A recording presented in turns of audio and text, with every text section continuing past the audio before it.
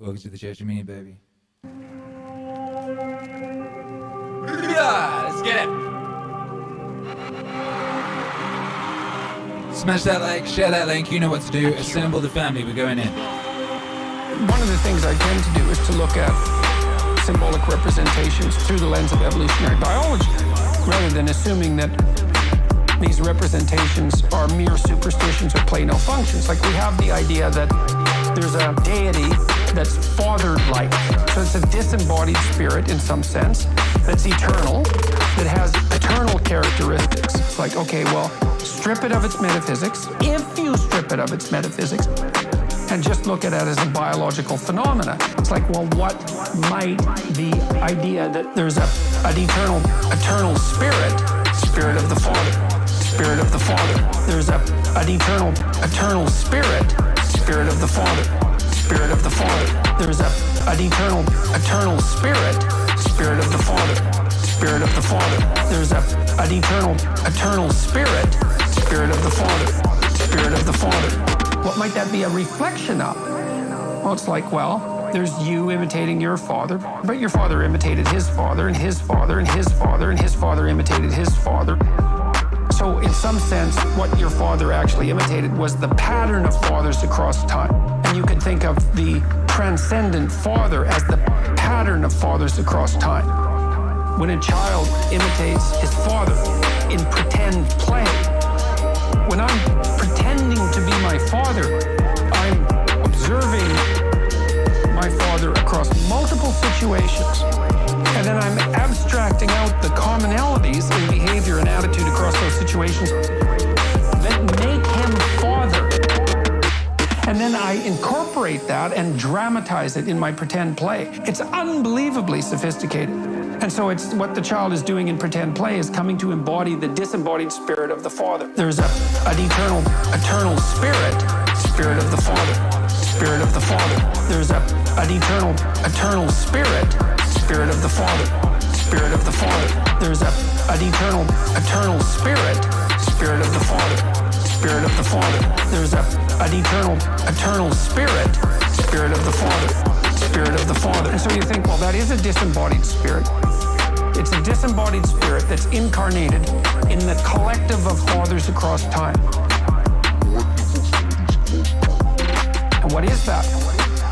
Well, it's a judge, that's for sure. It's a judge.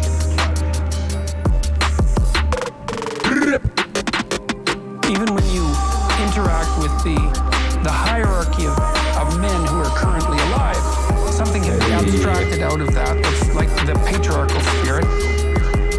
And if you don't think that's judging you, you are not thinking. It's absolutely judging you. That's what rank orders you in a hierarchy. There's an eternal spirit of the Father, Spirit of the Father. There's an eternal spirit of the Father, Spirit of the Father. There's an eternal spirit of the Father, Spirit of the Father. There's an eternal spirit of the Father, Spirit of the Father. Welcome one and all, it's the Church of Meaning. What a wonderful feeling. Raise your hands up to the ceiling and say, Hallelujah! Yeah, baby, what's cracking? Damn, Betty getting it in. Look at her go.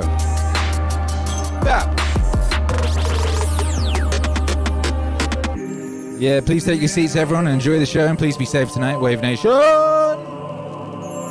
That's right, Strunky28, that's right. You are smart and wise. All right, that's enough, Bessie. Go take a seat. Go take a seat, Bessie. Thank you very much. Yeah.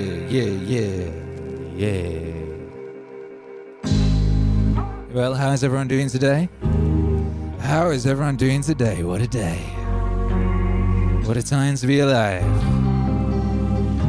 It's the Church of Meaning. It's a beautiful feeling. Raise your hands to the mother flipping ceiling and repeat after me. Hallelujah! Yeah!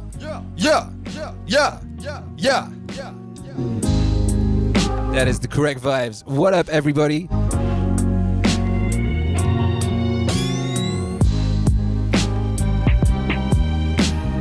Who's here?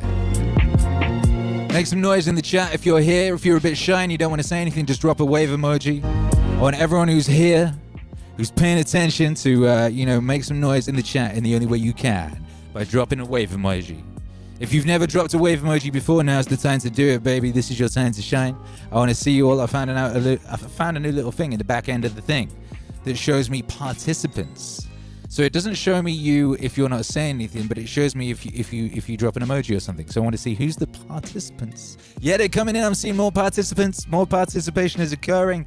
Drop those emojis, baby. Let's crack it. How are you feeling about the new visual setup? If you're watching this live, it looks different again. I'll keep messing with it. It looks real cool today. I think it looks lovely. It's the 77th stream. Does anyone know anything about the number 77? Is that a power number? What is it? You let me know, baby. Shouts out to you if this is your breakfast show. Good morning. If this is your evening show, good evening. If this is your lunchtime show, well, enjoy your luncheon, darling. Wherever you are, what are you doing? This show is for you. It's Meaning Stream number 77. This is the 77th day that I've been, doing this sideways shuffle I do and playing you music and conversing with you, the Meaning Wave family, the Meaning Wave community, the Wave Nation, as you've started calling yourselves. Damn, look at all these participants. There's so many now I would have to scroll. We got Ahmad Gomer. We got Andrew Clunis, we got Chef Ken, we got Cultural Autopsy, we got DH, we got DS Duenas in the place to be with our skirt. We got Dan Frank and David Redding and Jeff Loveland and John Hannibal Smith. We got Caitlin Ford and LH and Matthew Coe and Michael Archangel, who I saw today posting a lovely comment on a chilled cow video or something like that. One of those lo-fi streams. I saw you, my guy. I saw you leaving a nice little comment. Milkman Dan, Patricia Dockery, Pizio Cat, Professor J. Volts, Michaels, Uni Vamba, Close to Tenses, Pushing Forward, Roberto Bacchio, Roberto Sanchez, Small in Australia, Strunky28, Word XP, and Bringing Up the Rear. It's that the hero of YouTube himself. YouTube hero Alex is in the building. What a gang, what a community, what a vibe, what a time to be alive. Thank you, Dakota Yates, for the support. It says 77 days of meaning. Hell yeah. 77 days of meaning. Regulating the vibes. Staying alive. You know, they told us not to go outside. They said it was dangerous out there. Don't go outside, they said. Well, I don't know how it is where you are, but around here it's pretty weird. It's pretty weird. I went for a walk this morning around the hood and... they smashed everything. Last night I came off the stream. I don't know if you were here last night. I came off the stream a little bit early because it was basically a war zone, and I didn't even realize how much of a war zone it was because I had the headphones on. I was listening to the music and all that, and I was regulating the vibes. My wife says, and it's kind of what I was aiming for.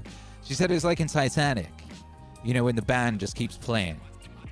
They look at each other like, well, got to keep playing, LA's on fire, got to keep playing. We live right by Melrose, and that's the bit they decided to destroy. Fairfax and Melrose, there's like a building on fire just there. I came off the stream, I opened this door, and the room filled with smoke. The room just filled with smoke. I was like, well, goddamn. And I don't know if I think I told you yesterday, right, that I'd been out there, and it was kind of wow. I hadn't seen so many people in months. Melrose used to be really busy all the time. Melrose used to be really occupied, full of people out there shopping and all that type of business, shopping, skating, hype beasting around the place. And it'd been deserted for months. Months of desertion. I went out yesterday to get a coffee, and there were all these different sorts of people. It was kind of three different kinds of people. It was some locals, a lot of tourists, with uniforms, tourists in uniforms, and then just people who were like wanted a reason to get outside, I guess. Just like, wow, we get to go outside. What can we see? And I went to the coffee shop, and the woman in the coffee shop was so happy. She was so excited. She's like, oh, we've made more money today. We've had more customers today than we have in 2 months.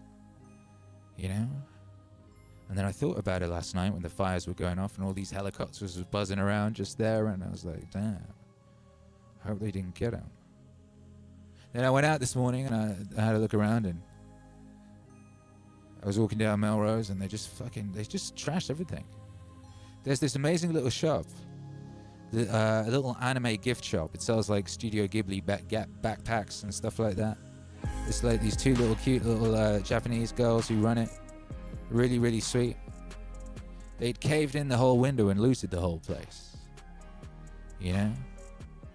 Those oppressive little Japanese gift shop girls, how dare they? They deserved it, right? Right? You know, they smashed all these goddamn windows. They'd written, their graffiti was very bad as per usual and spelt wrong, all that. Just crap graffiti. It's like if you're gonna do graffiti, at least make it look good. At least have a good tag. You know, the tag was rubbish. But and then I got to the coffee shop and yes, lo and behold, they had smashed up the coffee shop and it was glass everywhere and no coffee to be had. You know. I had a look at my Twitter and everyone's all awash with anguish and horror and oh, these are the end times. Oh, it's awful. Worst time to be alive ever. Oh. I sort of poke at this device, this supercomputer I've got. I sort of poke at the thing and up comes a little menu and I found a little thing that would just sell me a coffee. And a guy, it was this Postmate-y thing. I don't use it very much, you know. But like, yeah, I could get a coffee. It could be delivered right to me in the midst of a pandemic and a riot. They would deliver me a coffee. I thought, wow, you know, I went back and I had this coffee order thing. And it sent me a little message and it says, yes, we're going to send you a coffee and it's going to be delivered by a guy. And guess what the guy's name was? Who's going to deliver my coffee? His name was Jesus. Jesus delivered me my coffee, brothers and sisters, today. In the midst of a pandemic, in the midst of a riot in Los Angeles, the city of angels, Jesus delivered me my oat milk cappuccino. 2 of them, in fact. I've got one for tomorrow morning, so when I do the Twitch stream, I can get like super crunk. And I thought, oh my God, even in the midst of a goddamn pandemic and a riot, I can poke at a supercomputer and Jesus brings me coffee. This really is the greatest time to be alive in the recorded history of humanity. The greatest time to be alive in recorded human civilization, by God. And I applauded. Yes! I said, yes! What a wonderful thing. And I looked on the internet, and I had a little bit more of a look on the internet, and I saw that just as I said, just as I told you, I said, don't worry. Every time people were worrying about these technologies they were creating, all right, to track us and, you know, do all their creepy stuff, monitor people with the diseases or whatever it is. And I saw that they're using that same technology to work out who was breaking the stuff and who was doing the horrible things. They always do it. They were using it against them. They were using this technology that was created to cause problems and enslave them or whatever, and they were using that to find the people who were hurting them and to bring truth to light. It always happens. Every time they try and invent something to do something messed up, there's an unintended consequence, which is the opposite. It's always the way. That's the duality. So have no fear, brothers and sisters. Have no fear. Have no fear. Everything's going to be beautiful, baby. This is like, you know when there's a fever, where you have a fever, you know? The fever, it like breaks, it rages. But that's when you're getting better. That's what happens just before like you rid yourself of the disease. You cast that motherfucker out. You cast that thing out, you know? And then you wake up the next day and you're like, damn, I had some crazy dreams last night in that fever. I was all sweating and bubbling and rolling around and I had some crazy dreams, by God. But now look, it's a beautiful morning. It's a beautiful day. And there's that sun. That sun is always there. Above the clouds, it's always a beautiful day. And that beautiful day is coming, baby. Don't you worry. Have no fear. Humans are amazing. You know? Elon shot a goddamn rocket up. He shot up that rocket and that rocket did dock. In the midst of a goddamn pandemic and a riot. Humans are amazing. They've always been amazing. They will continue to be amazing. They've barely begun. Humans haven't even been born as a species properly. We just like wiggled out the cave like last week.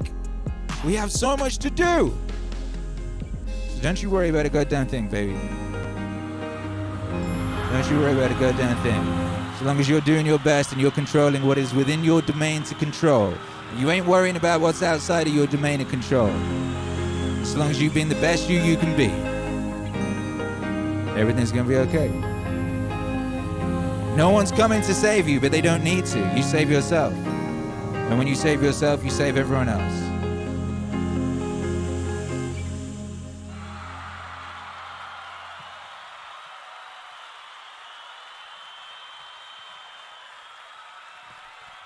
That's the facts, baby. This is a song about all that. This album came out the other day, and that's what the whole album's about. The whole album is about this. And I couldn't have known this was happening when I decided to make this album. This album made itself anyway. I didn't really have that much to do with it. Like the spider's web is a trap for flies. Also, the lovely embroideries are worn by women as traps for men, from a certain point of view.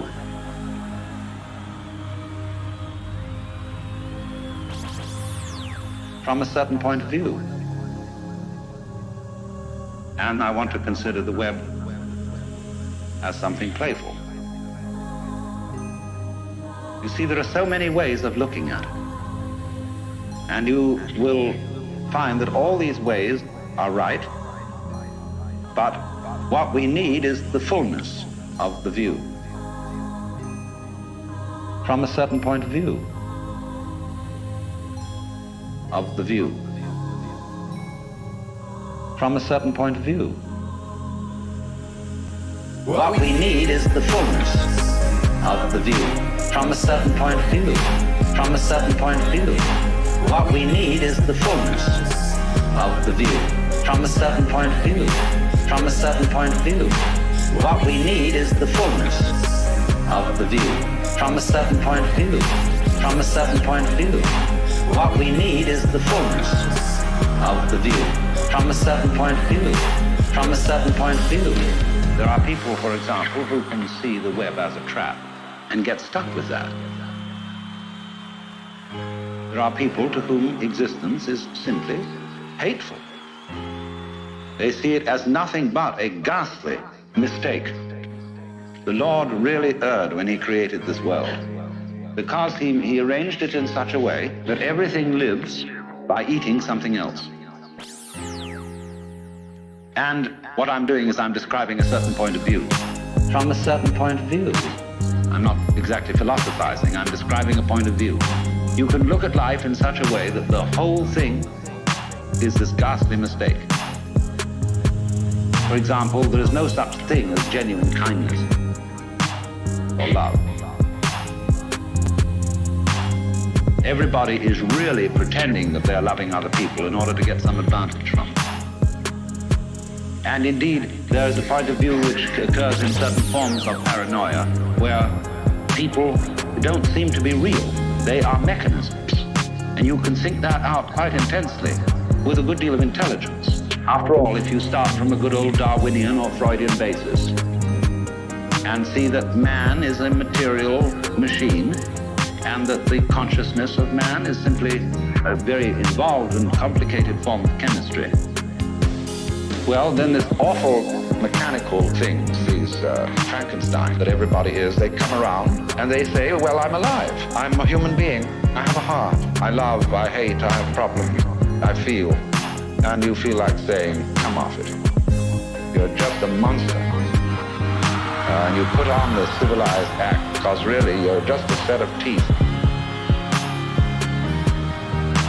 on the end of a tube. What we need is the fullness of the view. From a certain point of view. From a certain point of view. What we need is the fullness of the view. From a certain point of view. From a certain point of view. What we need is the fullness of the view. From a certain point of view. From a certain point of view.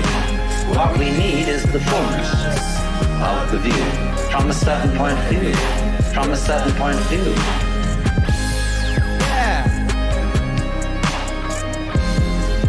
My guy. Have no fear, baby. Perception is selection.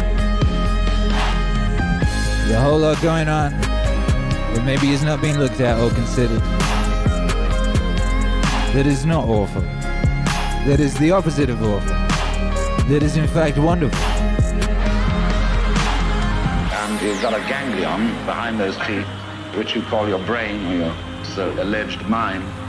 And this thing is really basically there for two purposes.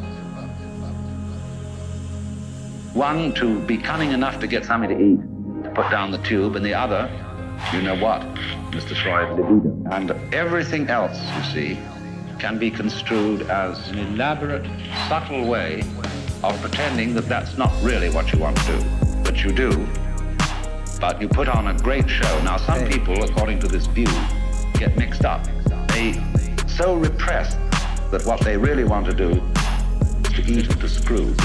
They get involved in higher things that are the masks for these activities and think that that's the real purpose of life. And then they become what's called neurotic. Because they get involved in being pure camouflage. That's what's called escaping from the facts. Not looking at life, not looking at reality correctly.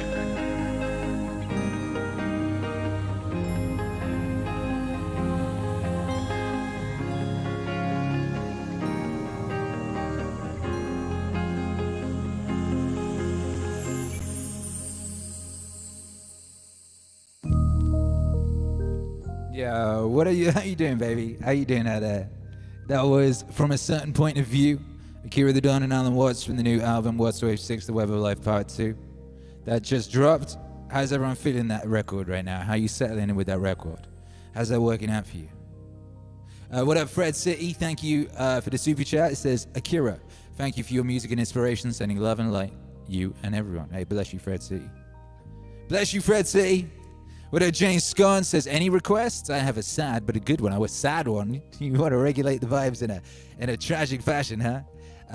Can you give a good night shout out to someone special in Europe, Akira? Surely I can. Surely I can. Someone special in Europe. How are you doing? Yeah, I did say, I promised tonight, we did the set last night and it was cut a little short and we were taking requests. So I said I'd do a set tonight and I would take requests. So I will take requests. Now, I reserve the right to not play your request, but I played them all last night, you know. So I'm assuming you have good taste. You know. Yeah. Anyway. So yeah. What was I gonna say? I was gonna say. Yeah. How is everybody? How is it where you are? Are you all safe? Is everybody cool? Is everyone in your family safe? How are the vibes? You know. What's going on with you guys? How is it where you are? What's the vibes where you are? You know, it's like I'm in America, you know, and I'm in Los Angeles, and Morrissey had that song. It was called "America Is Not the World." You know, you always think that wherever you are is the world, but particularly if you're in America, because America is such a, you know, just such a dominant presence on the global landscape. You know, America's a special place. There's a reason I moved here. I could have moved anywhere. You know, it was actually very difficult to move here. It's not easy. They don't make it easy for you to move here. You know, my visa runs out in July. I got to get a new one. I'm going through that whole process again. It ain't easy. So, like, there's a reason. This is a special place, but it's not the only place. It isn't the only place. Michael Pryor says, glad you're doing what you're doing. Thank you, Michael Pryor. Word XP says, play Most People Are Good Elon Wave. If you want me to see the requests, put them in a super chat, and I will consider them there. I'll try and remember Elon. Most People Are Good is actually a very good shout. I mean, I was literally quoting it earlier. It's amazing how much of the meaning wave architecture just becomes a part of your architecture. You know? Dakota Yates wants to hear the drinking song with Jordan Peterson. I think that will happen tonight. I think that will happen at some point tonight. I think that's a good shout. Yeah. Gym's reopening in Australia tomorrow. That's excellent news. That's excellent news. You can go get after it. Or should I say... Get after it. Hurrah! That's awesome. Yeah.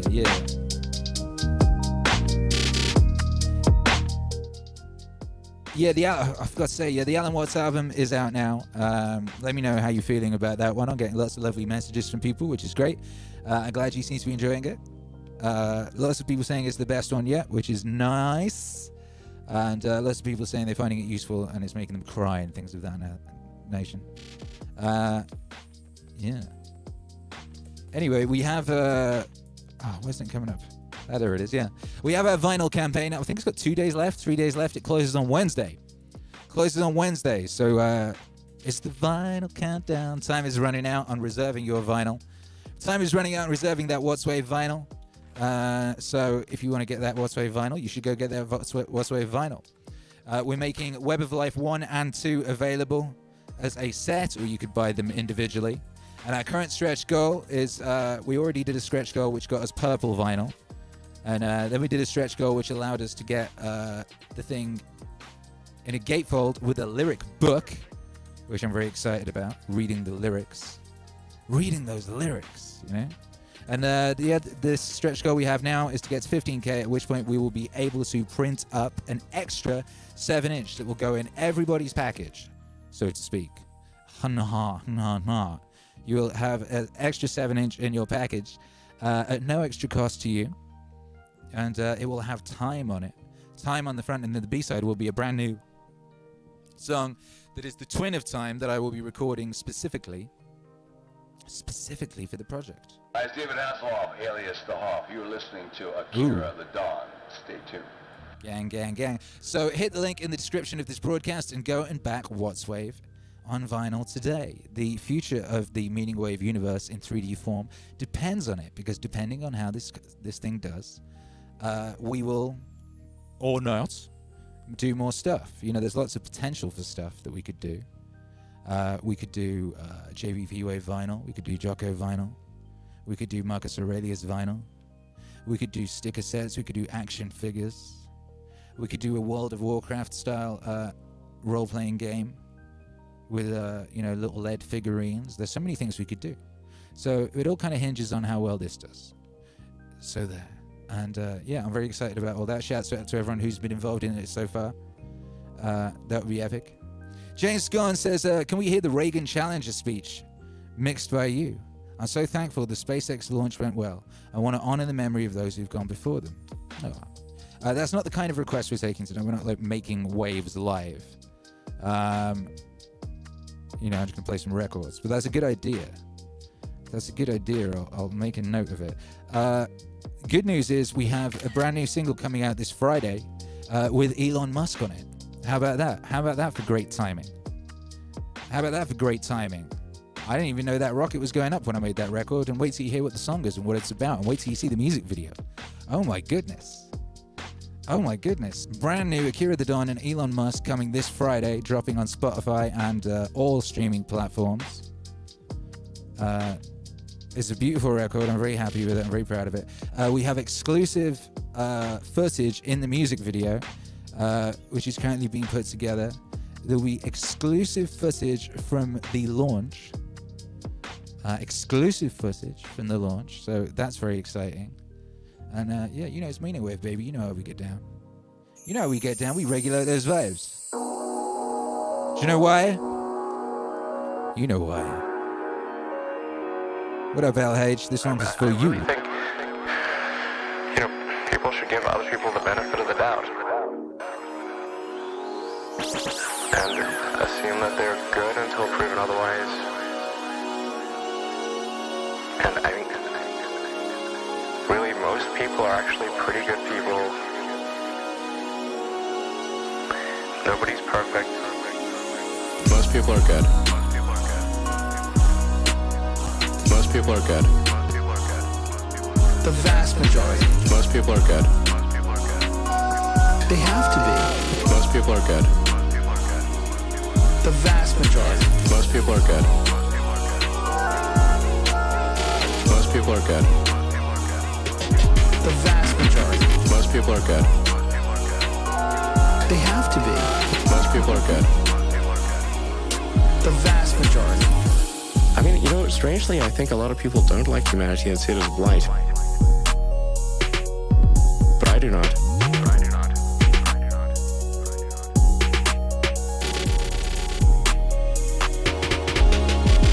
This may sound corny, but love is the answer. Love is the answer. Wouldn't hurt to have more love in the world. Most people are good. Most people are good. The vast majority. Most people are good.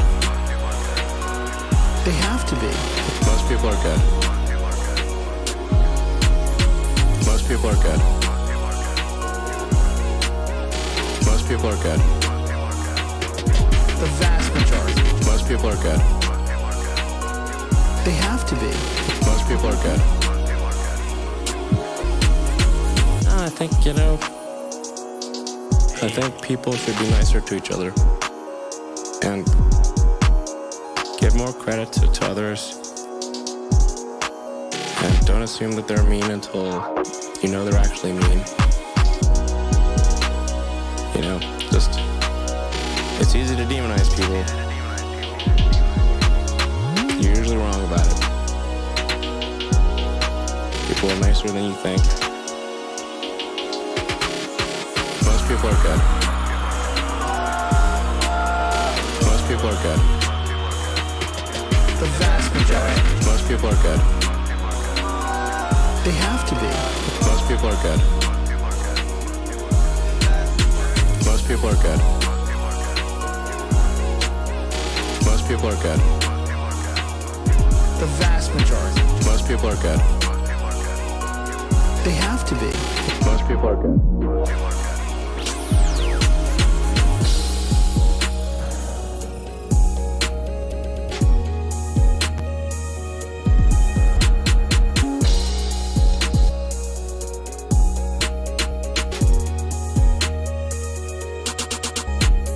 This may sound corny, but love is the answer. Love is the answer. Wouldn't hurt to have more love in the world. This may sound corny, but love is the answer. Love is the answer. Wouldn't hurt to have more love in the world. That's facts. Love is the answer. Love is the answer. Love is the answer, baby. You know that's true. It's the Church of Meaning. Put your hands to the ceiling and say hallelujah. That one goes out to the homie LH. Thank you, LH, for that smart request. That was a smart request. Now we got another request. Get your requests in. You can do that by super chat. I got a list. And what a great request. What a great request this is. Andrew Clunas. Andrew Clunas, this is your quest. Oh my goodness. Valvinus says my hips are the answer. Valvinus does not lie. Yeah.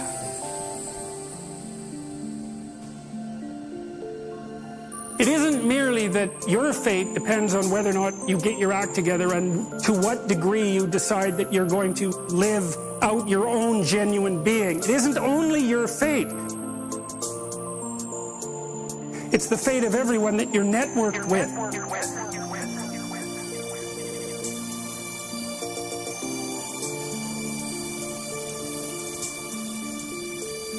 There's 7 billion people in the world, and who are you? You're just one little dust mote among that 7 billion, and so it really doesn't matter what you do or don't do, but that's simply not the case. It's the wrong model, because you're at the center of a network. You're a node in a network. You're a node in a network. You're a node in a network. You're a node in a network. You'll know 1,000 people, at least over the course of your life. And they'll know 1,000 people. And that puts you one person away from 1 million, and 2 persons away from 1 billion. And so that's how you're connected. And the things you do, they're like dropping a stone in a pond. The ripples move outward, and they affect things in ways that you can't fully comprehend. And it means that the things that you do and you don't do are far more important than you think. More important than you think. Far more important than you think. The things that you do and you don't do are far more important than you think. The terror of realizing that is that it actually starts to matter what you do. And you might say, well, that's better than living a meaningless existence. It's better for it to matter. But I mean, if you really ask yourself, would you be so sure? The things that you do and you don't do are far more important than you think. More important than you think. Far more important than you think. The things that you do and you don't do are far more important responsibility whatsoever. The price I pay is that nothing matters. Or I can reverse it and everything matters. But I have to take the responsibility that's associated with that. It's not so obvious to me that people would take the meaningful path. You know, when you say, well, nihilists suffer dreadfully because there's no meaning in their life and they still suffer, yeah, but the advantage is they have no responsibility. So that's the payoff, and I actually think that's the motivation. Say, well, I can't help being nihilistic. All my belief systems have collapsed. It's like, yeah, maybe. Maybe you've just allowed them to collapse because it's a hell of a lot easier than acting them out. And the price you pay is some meaningless suffering, but you can always whine about that and people will feel sorry for you, and you have the option of taking the pathway of the martyr, so that's a pretty good deal, all things considered, especially when the alternative is to bear your burden properly and to live forthrightly in the world. If you live a pathological life, you pathologize your society, and if enough people do that, then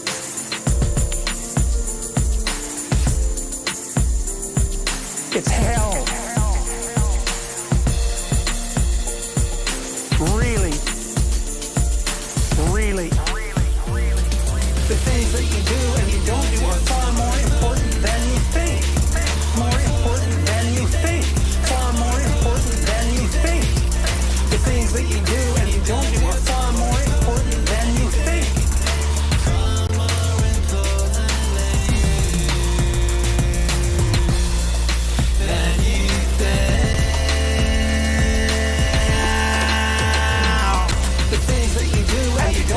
Far more important than you think. More important than you think. Far more important than you think. The things that you do and you don't do are far more important than you think.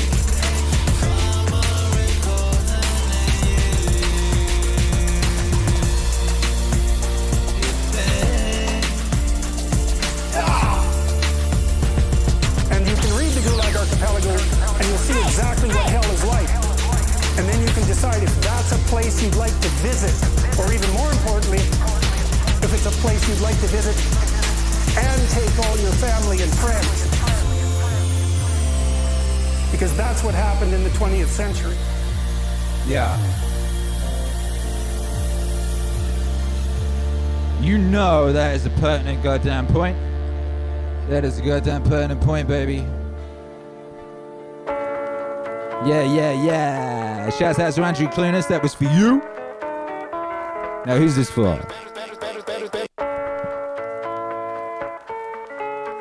Yeah, this one's for Dakota Yates. What up, Dakota Yates? This is your song, baby. Let's get it. Better than alcohol, man. Yeah, and the funny thing is, if you're trying to stop drinking, you need something better than alcohol. And alcohol's pretty good. So you better find something a lot better, man. Esteemable people do esteemable things. It's like, yeah, well, you want to figure out something that you're doing with your life that's worth not getting drunk and screwing up.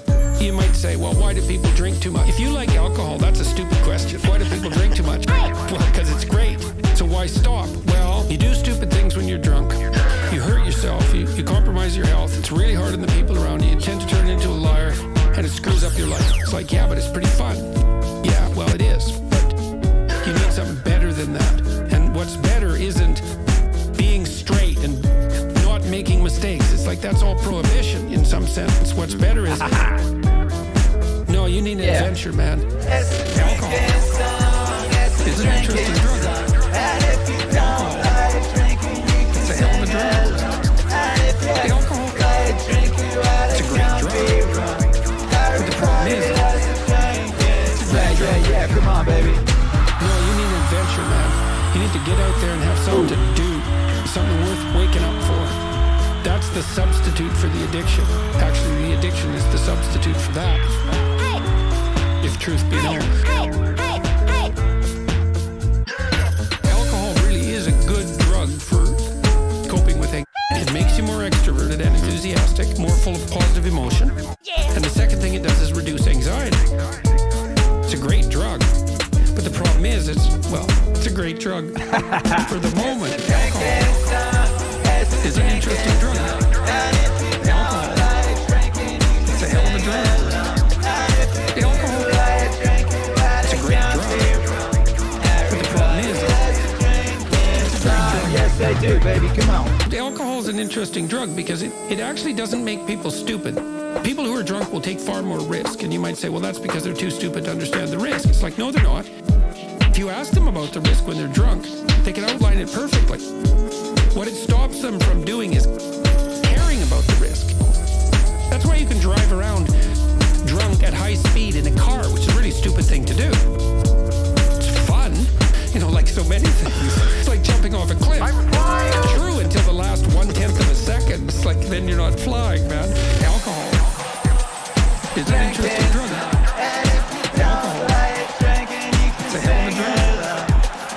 Alcohol. It's a great drug. Everybody loves to drink and smoke. Go outside. Let's drink and song. It's an interesting drug. And if you don't like drinking, it's a hell of a drug. and if you Alcohol. like drinking, It's a great drug. everybody loves to drink and There's consequences.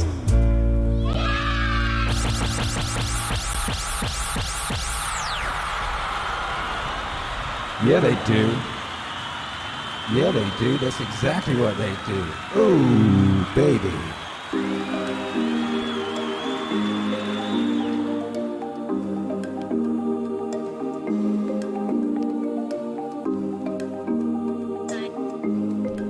Yo, shouts out to Dakota Yates. That was for you, Dakota Yates. Thank you. Just feel. Ooh.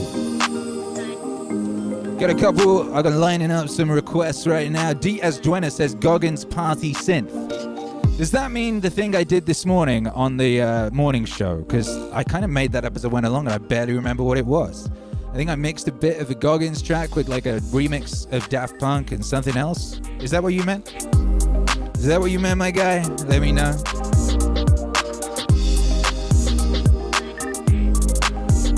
It's the Church of Meaning. We're taking requests via the Super Chats tonight. Picking up where we left off last night. I did promise that I would, so we are.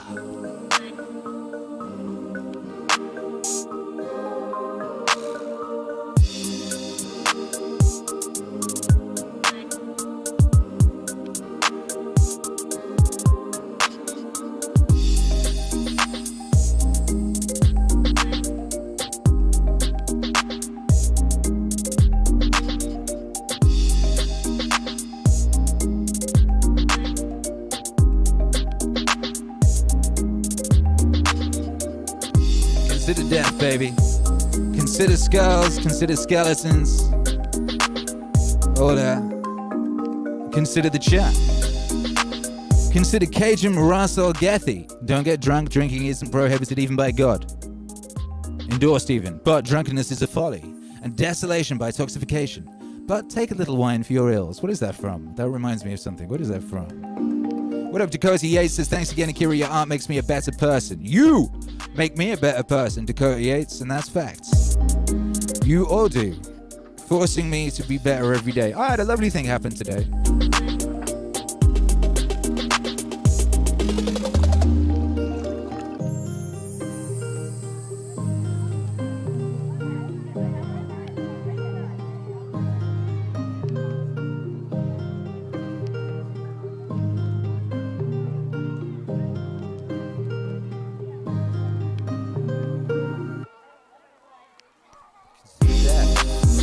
Yeah, your boy Mike Cernovich today posted a question on his Twitter. He said, who is Akira the Don? On his Twitter. Very, very spooky. What is this question? What does it mean? Oh my goodness. You know? Lots of people had an answer for him. It was very nice. Tommy F. Patterson said, a real good dude. Shouts out to Tommy F. Patterson. Tommy F. Patterson did this beautiful art. Did you know? Did you know Tommy F. Patterson is the guy who did this beautiful art? And he also did the art on JBP Wave Father. And he's also working on the art for the next album, which you don't know what it is yet, but it's great. And it's going to help you get really powerful in the world. You know, shouts out to him. Dan Johnson Berg said he has a blue wave in his bio, so who gives a ish? To which someone replied, he created MEANINGWAVE, nothing to do with dams. And the person said, oh, I'm sorry. And yeah. Jay Palm said he's the man who, with his JBP Wave music, helped me fight the right ropes out from hopelessness, anxiety, and despair. Catherine said, a musician that actually raises consciousness, inspires you to be a better human, and promotes intelligent thought. He's someone that needs to be in your orbit. Yeah, well, it seems he is. Rowan Gwazinda said, my favorite artist. Bikini Minion said, lo-fi rapper with great hair. Anyway, on and on it went. So shouts out to everyone who went on to that. It just scrolls on forever. Just loads of people being really nice. So shouts out to everyone who's being really nice. You know, sometimes when people do things like that, you don't want to look at it because you think people are going to be horrible. Nobody was. A couple of people were, but I don't mind people being horrible anymore anyway. You know, everyone was really nice for the most part. And some really cool people that I really respect are in there being nice. So yeah, that was very nice. And then your boy, Michael Cernovich, went on to follow that up with another question. He said, what is your favorite Akira the Don track? You know, and that's got a lot of responses from people. The Wave or Stupid Memories, says Holly K. What up, Holly? How you doing? Your boy, Casey Necro, says Among the Stars. Ooh, we should play Among the Stars, shouldn't we? We should definitely play Among the Stars. Oh my god. Oh my god, you know. Catherine Knox says her favorite song is Mind Control with Jocko. Or What Is This Mystery with Joseph Campbell. Great overall butt-cucking music. Also a big fan of Stop Thinking V. Transcendental instrumentals for meditation. I play that when I'm writing. Yeah, the instrumentals for the new Watts Wave, I do believe are coming out the week after next. So this Friday is the new Elon Musk single, and then it's those, I think. Do you know, I've got a problem right now, which is I've got too much stuff that I want to release. And it's annoying. I've got a John Vivaki track I want to get out ASAP, but I've got to wait till these other things have come out. And I've got these 2 albums. God damn it, I don't know what to do. I can't be releasing a major thing more than once a week, because then it won't hit the Spotify algorithm, and that's like where most people hear the music, is via Spotify, via it hitting their algorithm. Because like 120,000 people listened last month, and I don't know how many people have it on their release radar, but I think it's 20,000. So every time I release something, if I let them know in advance, then it sends it to everyone who actually follows me on Spotify. It's like really rare. It's the opposite of YouTube. You know, YouTube doesn't do that at all, right? They do it on Spotify. If you follow me on Spotify, Spotify sends you the music. So that's why 120,000 people listened to it last month over there. So you got to stick to those joints, you know? You got to stick to that stuff. Anyway, shouts out to everyone who's leaving their favorite songs over on Mike Cernovich's Twitter feed. And if you want to go add to that, I'm basically going to be using that Twitter thing where everyone said their favorite song. I'm going to use that to put together a special mix and compilation record. I've decided. So if you want to throw in your 2 cents worth and say what your favorite Akira the Don track is, go over to Mike Cernovich's Twitter @Cernovich and let him know. Meanwhile, this is for Wapistan Lang. He requested this last night just before I had to get off and go and make sure that Hercules wasn't freaking out about the idiots, you know.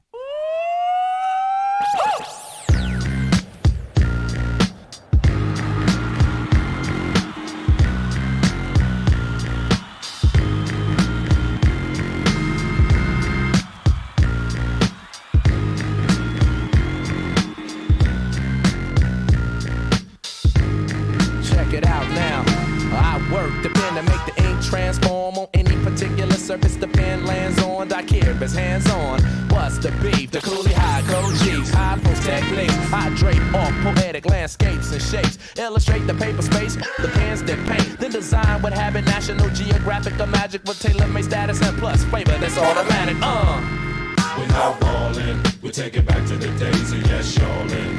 We're holding on to what's golden. On the stage I rage and I'm rolling. We're not ballin', a shot callin'. We take it back to the days of yes, y'allin'. We're holding on to what's golden. On the stage I rage and I'm rolling. Melancholy, mundane, sauteed, a hot flame, big rings, fat chains, they all quest for the same. No name, huge fame, strictly new to the thing. We stay true to the game and never bring it to shame. We tight like dreadlocks, a red fox and ripple. We pass participles and smash the artist in you. The saga continues. This I won't get into, cause there ain't enough bars to hold the drama that we've been through. Yo, we still the same with a little fame, a little change in the household name, but ain't too much change. We in the game, yo, but not to be vain. I refrain from salt grains to season up my name. We entertain for a mutual gain from close range, steady aim. My drum at your head to hit the brain. I'm labor ready, roll scholar for the dollar.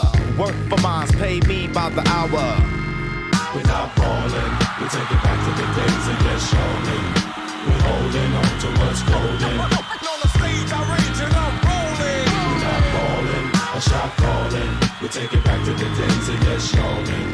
We're holding on to what's golden. On the stage, I rage and I'm rolling. Music, that music, new music, that music, new music, that music, music, that music, new music, that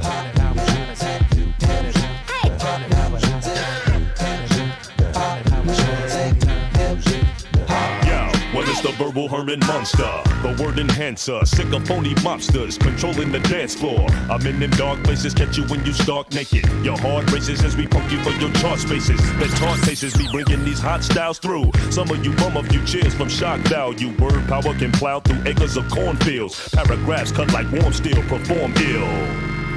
We're not balling, we take it back to the days of yes, yawning.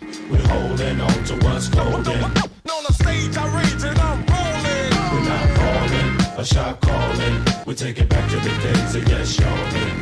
We're holding on to what's golden. On the stage, I rage and I'm rolling.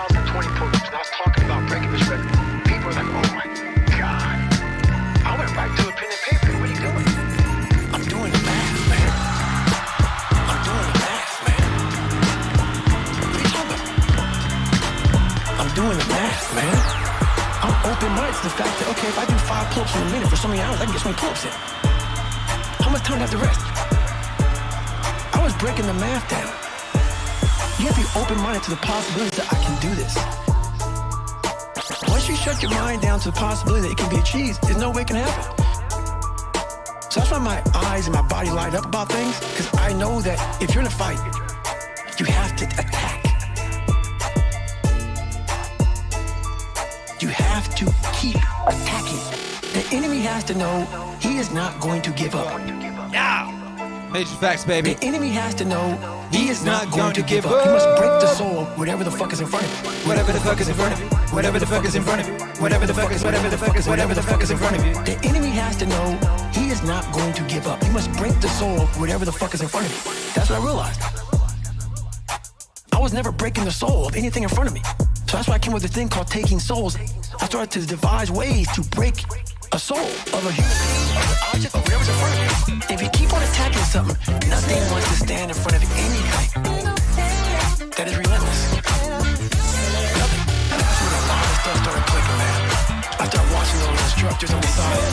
They've been there, done that. Now they're instructing you. They have their pockets on, shooting cold coffee, drinking their coffee, and they're beating the crap out of us. And when I started realizing, I started playing mind games. And I was like, you know what? I bet these fuckers are looking at us, judging themselves about when they were going through hell.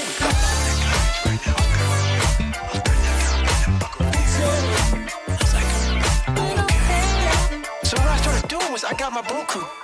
It's Wednesday and everybody's broken, everybody's beat up, man, and everybody's like just kind of just trying to get through hell now. And they tell you how you're supposed to feel.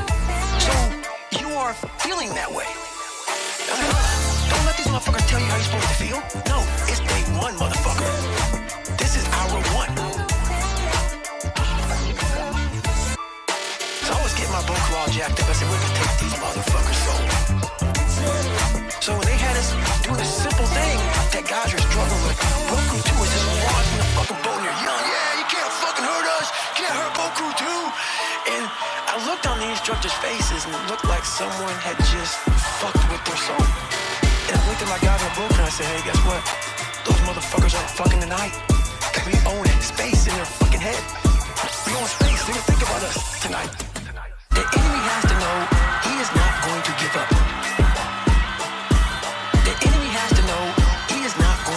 He must break the soul, whatever the fuck is in front of him. Whatever the fuck is in front of him. Whatever the fuck is in front of him. Whatever the fuck is in front of him. The enemy has to know he is not going to give up. He must break the soul, whatever the fuck is in front of him. Whatever the fuck is in front of him. Whatever the fuck is in front of him.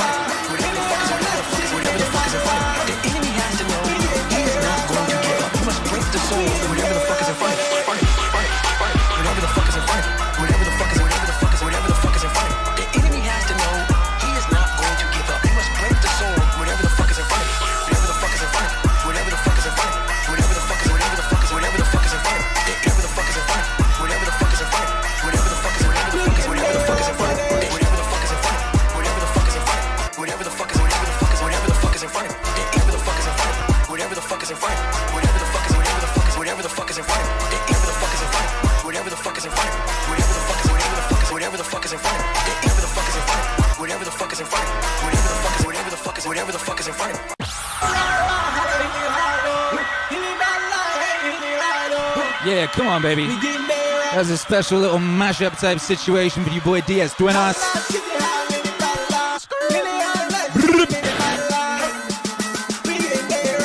Perfect.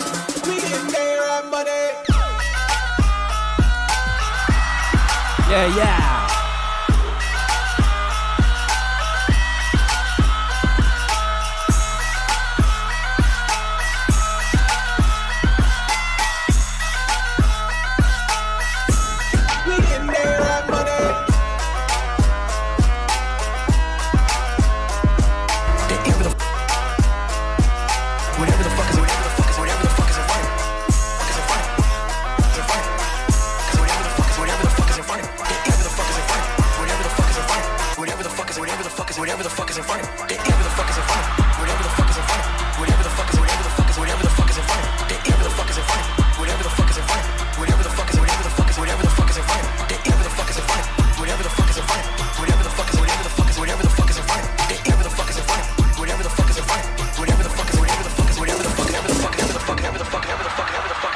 Yeah, what up? It's the Meaning Wave Request Show. We're taking requests via Super Chat today. Yes, we are, and that one was for DS Duenas. DS Duenas, he said Goggins Party Synth. And I translated that as do a live mashup of David Goggins and something partyish, so I did. That's what I did. A-Rap money, baby. Get it, get it, get it, get it, get it, get it, get it.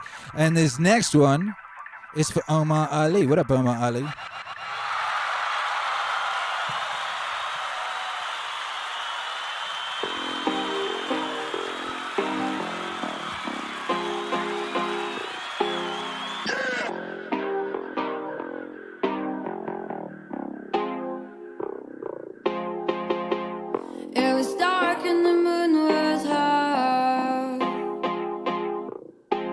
Perfect. I wore the prettiest dress, and I couldn't wait to dance all night on the dance floor.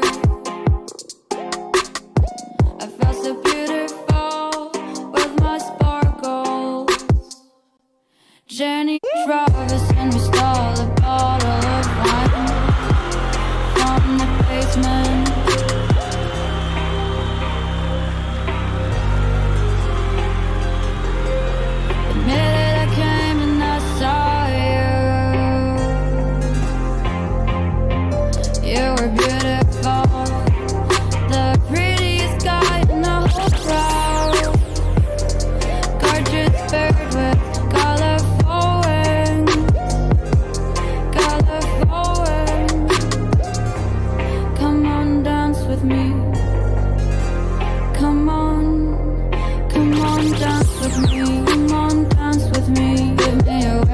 If you want me to faint, and I know you want me, give me a wink. If you want me to faint, I heard your name was down, I felt the words D-A-M rolling in my mind, and I licked my lips while looking at you fly. I wish you could see me, look at me, ask me to spend the whole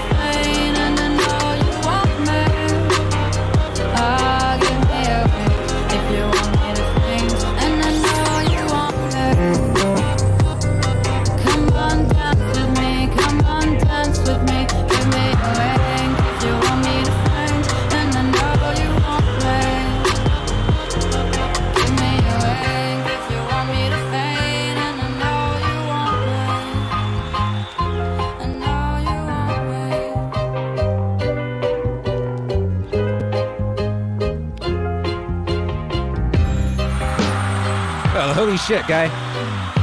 What up, my girl? What up, brother, sister? What up, family? Did you notice what just occurred? I was able to effortlessly mix the instrumental of You Love Yourself, which is the next request, with the previous request, which was Agar Agar, Prettiest Version, Myth Sizer Remix. I've never heard that song before, and I didn't even have it in my DJ library, and I played it off YouTube. I didn't know what key it was in or BPM, and somehow it magically worked perfectly with this. Who would have thunk it, baby? This is a blessed stream. You knew that already, though. This is a blessed stream. I'm pretty sure that everyone here is blessed, and if you're not blessed, I bless you right now, baby. You just got blessed. You see? Did you feel that? I just whooped you upside the head with some bless. Yeah.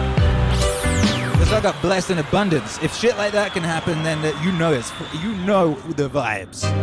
This is a blessed stream. God likes this stream, and so do the gods. God and the gods. The whole damn boy band. Shit. Yo. That was for Omar Ali. And this next one is for DH. You know the vibes. This is from that brand new Akira the Don and Alan Watts Wave 6, The Web of Life Part 2. It's called You Love. You love it. You know, you love it when miraculously songs just sound perfect together and you can DJ them together perfectly while playing them off YouTube, never having heard them before in your life. Damn, baby!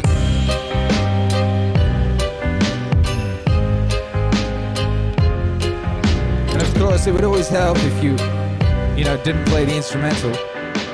You played the vocal version. That would be the smart thing to do, huh? What up, DS Duenas? Says, like my honey.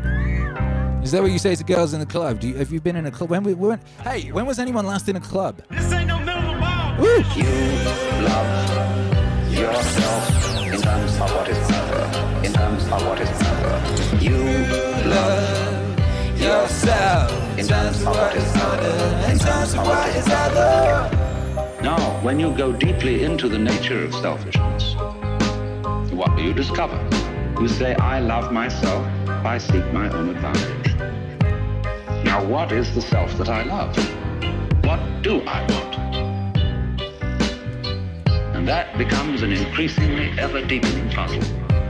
Now, I've often referred to this when you say to somebody else, I love you. It's always rather disconcerting to the person to whom you say that.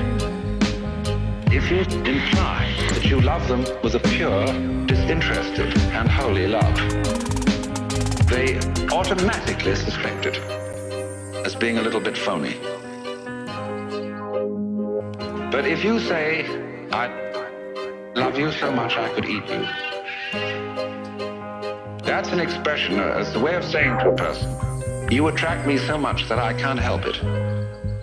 I'm absolutely bowled over by you. I'm gone. And people like that.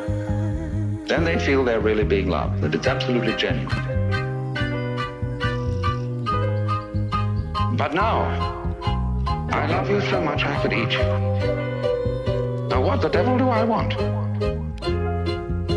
I certainly don't want to eat the girl in the sense of literally devouring her, because then she'd disappear.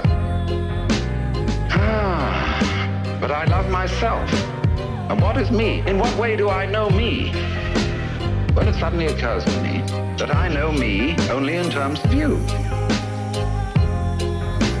See, when I think of anything that I know and that I like, then it's always something that can be viewed as other than me. I can never get to look at me, real me. It's always behind. It's always hidden. And I really don't know it well enough to know whether I love it or not. Maybe I don't. Maybe it's an appalling mess. But certainly the things I do love and that I want from a selfish point of view, when I really think about them, they're all something else that's in a way outside me. You love yourself in terms of what is other. In terms of what is other.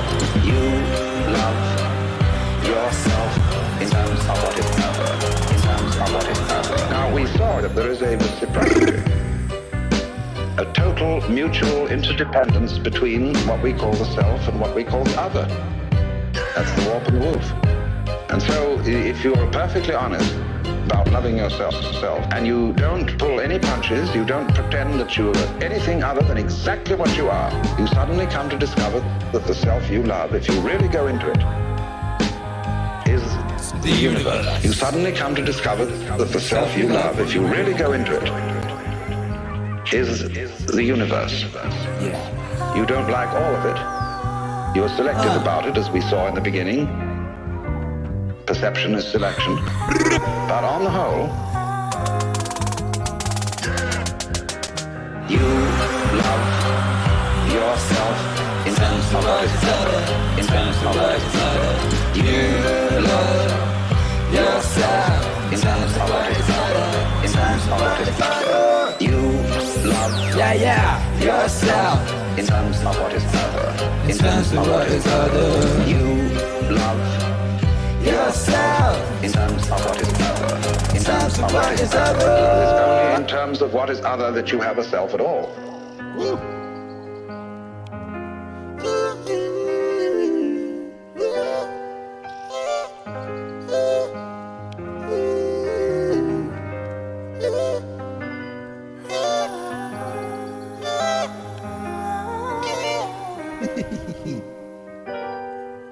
Yeah. Is it coming through that? No, turn the volume. Sound good, then you'll hear what I'm doing. It's great. It's not great.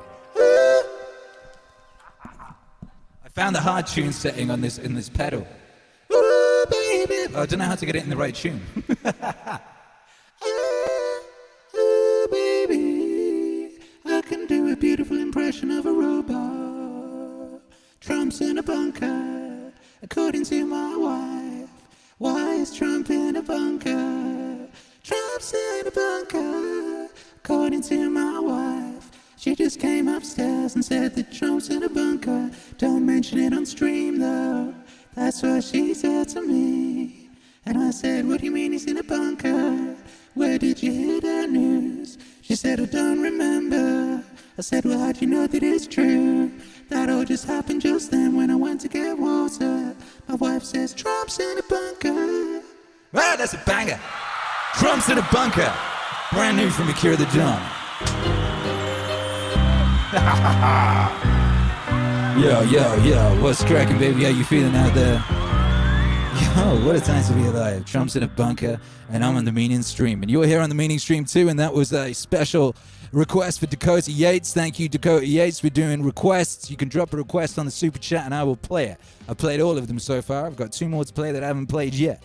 So you can get a couple in if you want. That's crazy, right? Oh my gosh, what a time to be alive. Perception is selection. You know, I've been saying this for a long time and trying to find a way of saying it smartly. And your boy Alan Watts just says it. Boom, boom, boom.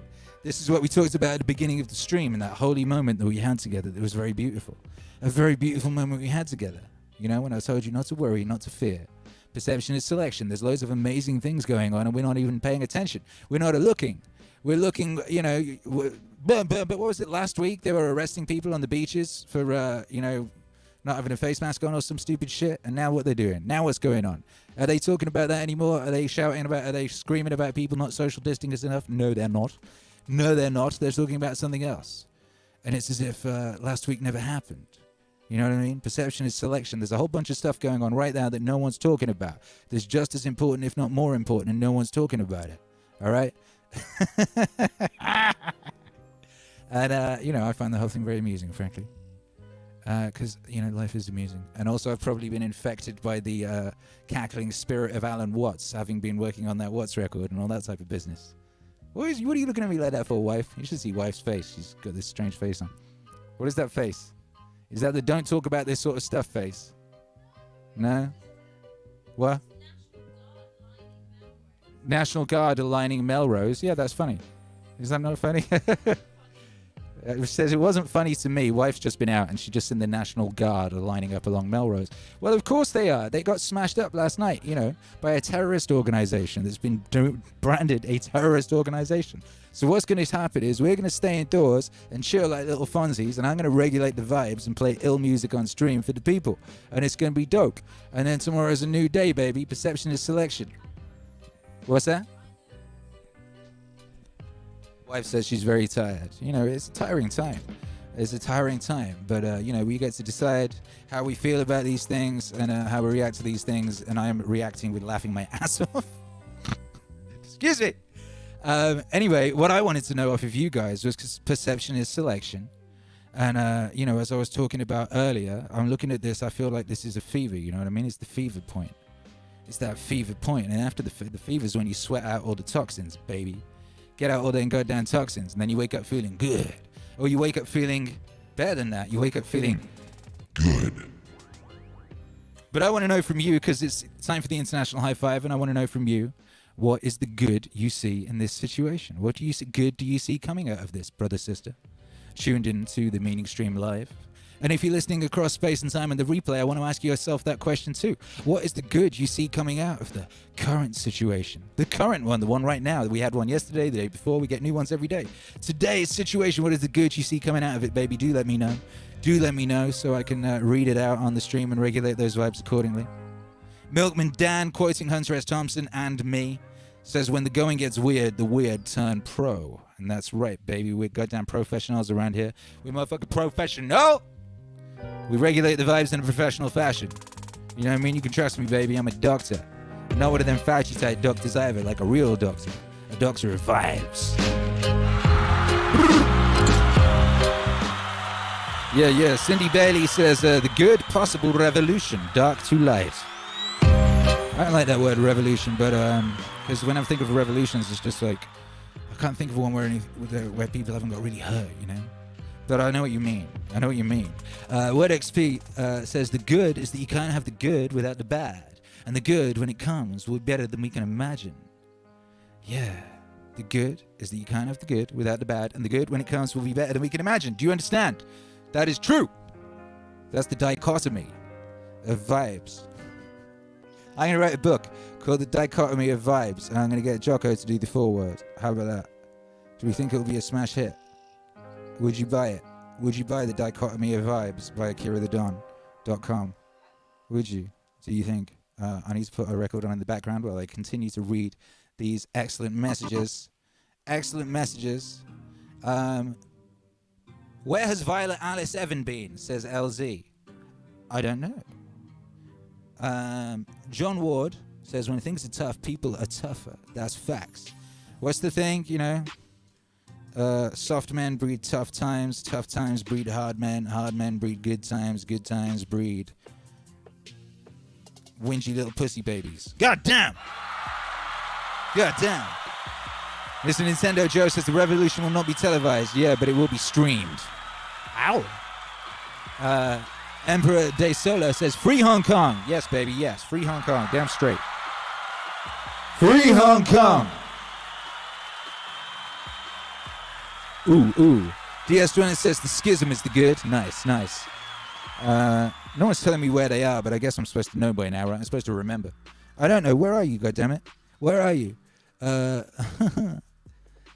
Small in Australia says evil manifesting without resistance for a long time. People now becoming aware and holy. That's a big fact. That's a major league wub fact. Doesn't matter which side of the proverbial fence you're sitting on. You know there's some dark things been iguaning. People might have been warning you about these dark things for a long time, and you were like, nah, that wouldn't happen. Nah, they wouldn't do that. Nah, they nice. Well, now everybody knows. Everybody knows, baby. Everybody knows the dice is loaded. You know, everybody knows that stuff that Leonard Cohen was talking about in 1984. Everybody knows, baby. Ooh. Joe G says 10 days corona-free in New Zealand. Hurrah. Hey, shouts out to you guys. Press F for the Tom Hanks disease. Gunner 1804 says, I said where I was, though. Yeah, you're smart. Cindy Bailey's in Riverside, CA. Yes, she is. And Andrew Clunas is in Toronto. Yes, he is. And Aldous Massey is in Sydney, Australia. I said Aldous Massey's in Sydney, Australia. I said Aldous Massey. The great artist Aldous Massey behind C Parlor. And a couple of really beautiful early MEANINGWAVE visuals. He did the Bukowski one. You know, hey, Aldous Massey, since you're an OG and a G, you get a free request, baby. I'll play you a request. You don't even have to super chat. You let me know what you want to hear. I'll play it for you because you're the OG, baby. RB Dugan says, remember to help us. Hell yes, remember those helpers. Mr. Nintendo Joe is in Niagara Falls. And Milkman Dan says, do not pray for an easy life. Pray for the strength to endure a difficult one. Bruce Lee. Mr. Gamzabat is in California. Captain Vigil's in Kentucky. He said, I heard Bob Ross say earlier today, you need dark in order to see light. And when we get back to it, we'll find that ordinary life is in fact extraordinary. Do you know, Bob Ross said that after his wife died. The first show he did after his wife died, a very early untimely death, that's what he said. You know? God bless Bob Ross. There's Bob Ross is right here. I have Bob Ross with me every day, regulating the vibes with his beautiful bubble head. You know? Shouts out to Calais in Korea.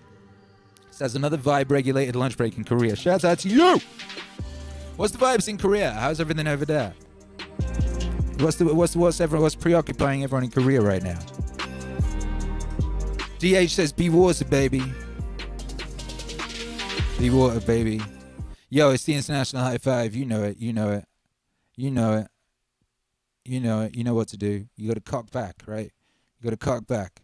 You got to aim for the elbow. If you're listening to this on the replay, I want you to high five the air. If you're out protesting, I want you to high five a fellow protestor. If you're out aggravating, I want you to punch yourself in the dick because you're a fool. Ow. Bruh, bruh. International high five sound. Let's get it. Oh, baby. Oh, baby. We had a double. Oh. Oh. Oh, my goodness. Yo, I felt that one like deep inside, you know, and I hope you did too. It's the thing that connects us across space and time, you know. That's our thing. That's what we do, and it's always a beautiful thing to do. We've been doing it every day for 77 days and nights. 77 days and nights, and I'd like to play this song for Aldous Massey. Are you in Australia, Aldous Massey? I know you're somewhere ridiculous. Bruh!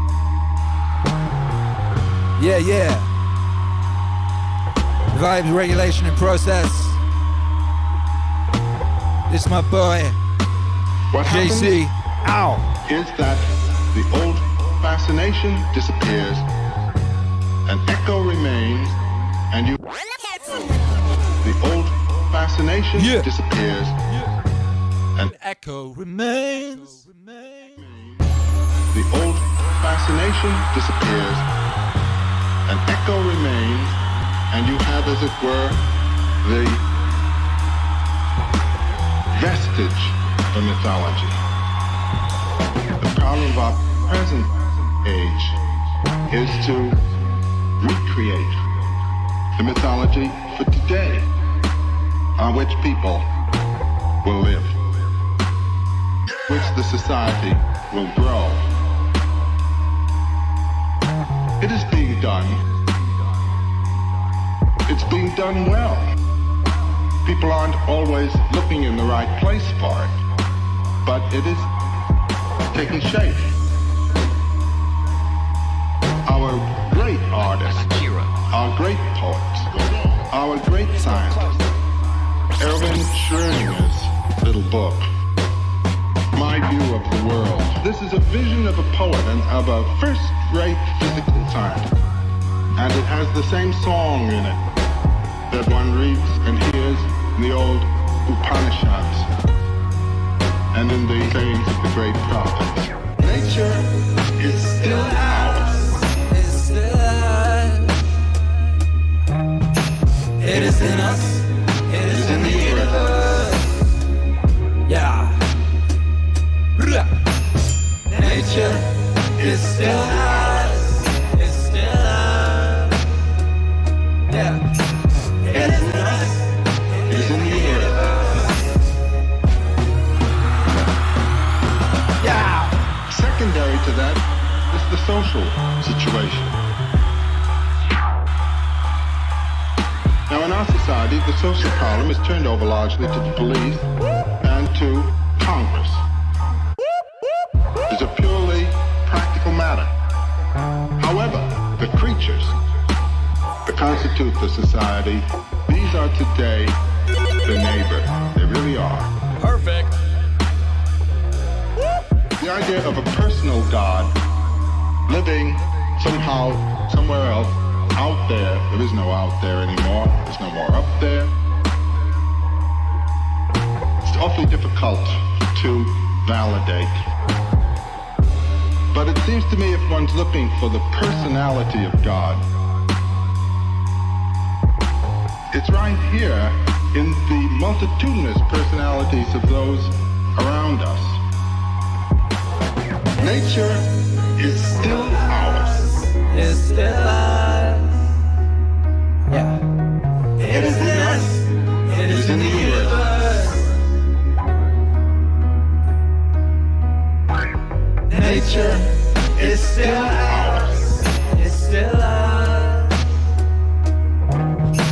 It is in us. It is in the universe.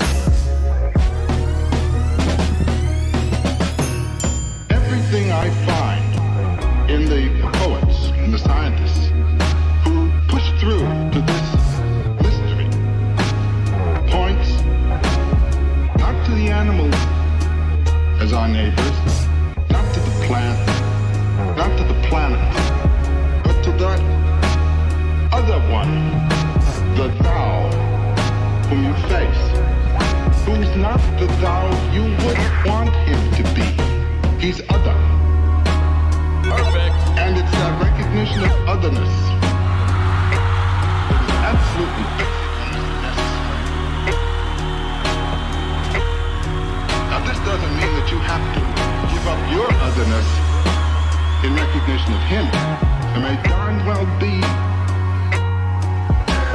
collision, but it's got to be collision with reverence and respect.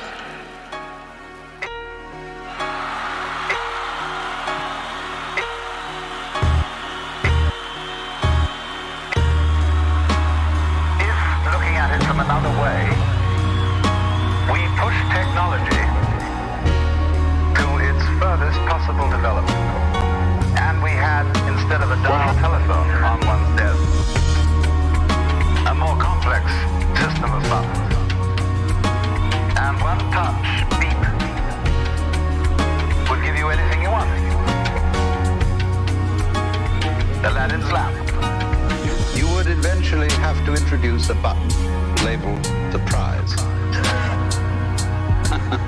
Perfect. Surprise. Surprise. What happens? Because all perfectly known futures, as I pointed out, are past. They have happened. Virtually. What happens? It is only the true future is a surprise.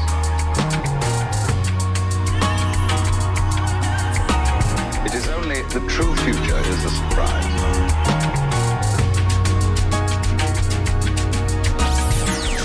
So if you were God,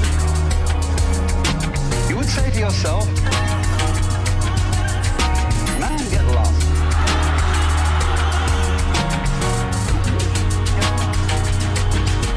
And it's strange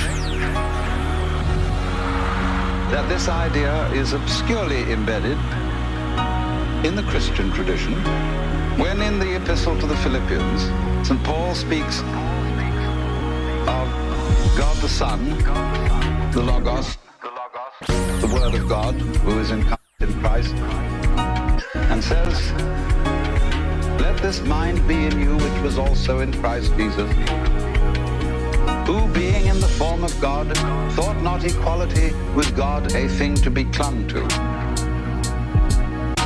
but self of no reputation, and humbled himself, and was found in fashion as a man, and became obedient to death. Same idea. Same idea as the idea of the dream. That very far out dream. Same idea as the idea of the dream. That very far out dream. Same idea as the idea of the dream. That very far out dream. Same idea as the idea of the dream. Getting you as extreme as you can get.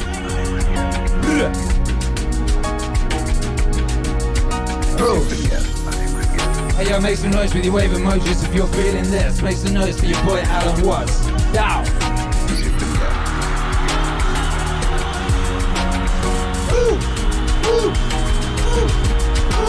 And so this then is the basis of the Hindu view of the universe and of man.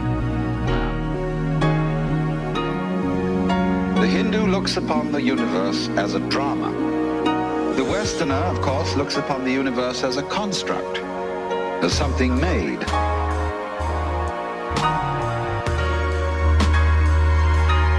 And it is not therefore insignificant that Jesus was the son of a carpenter. Yeah, yeah, yeah.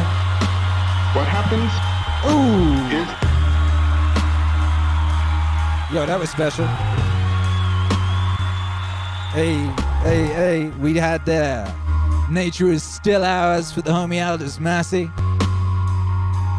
Followed up with a request from Glenn Barnett.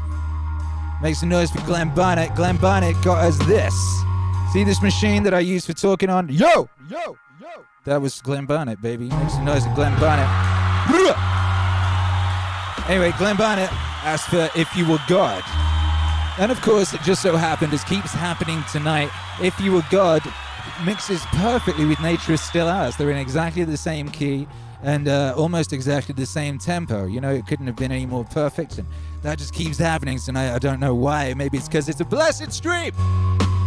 Blessed stream. And you know, the tanks are lining up outside the crib. Oh man, what a time to be alive. The goddamn National Guard is all lining up outside of my house.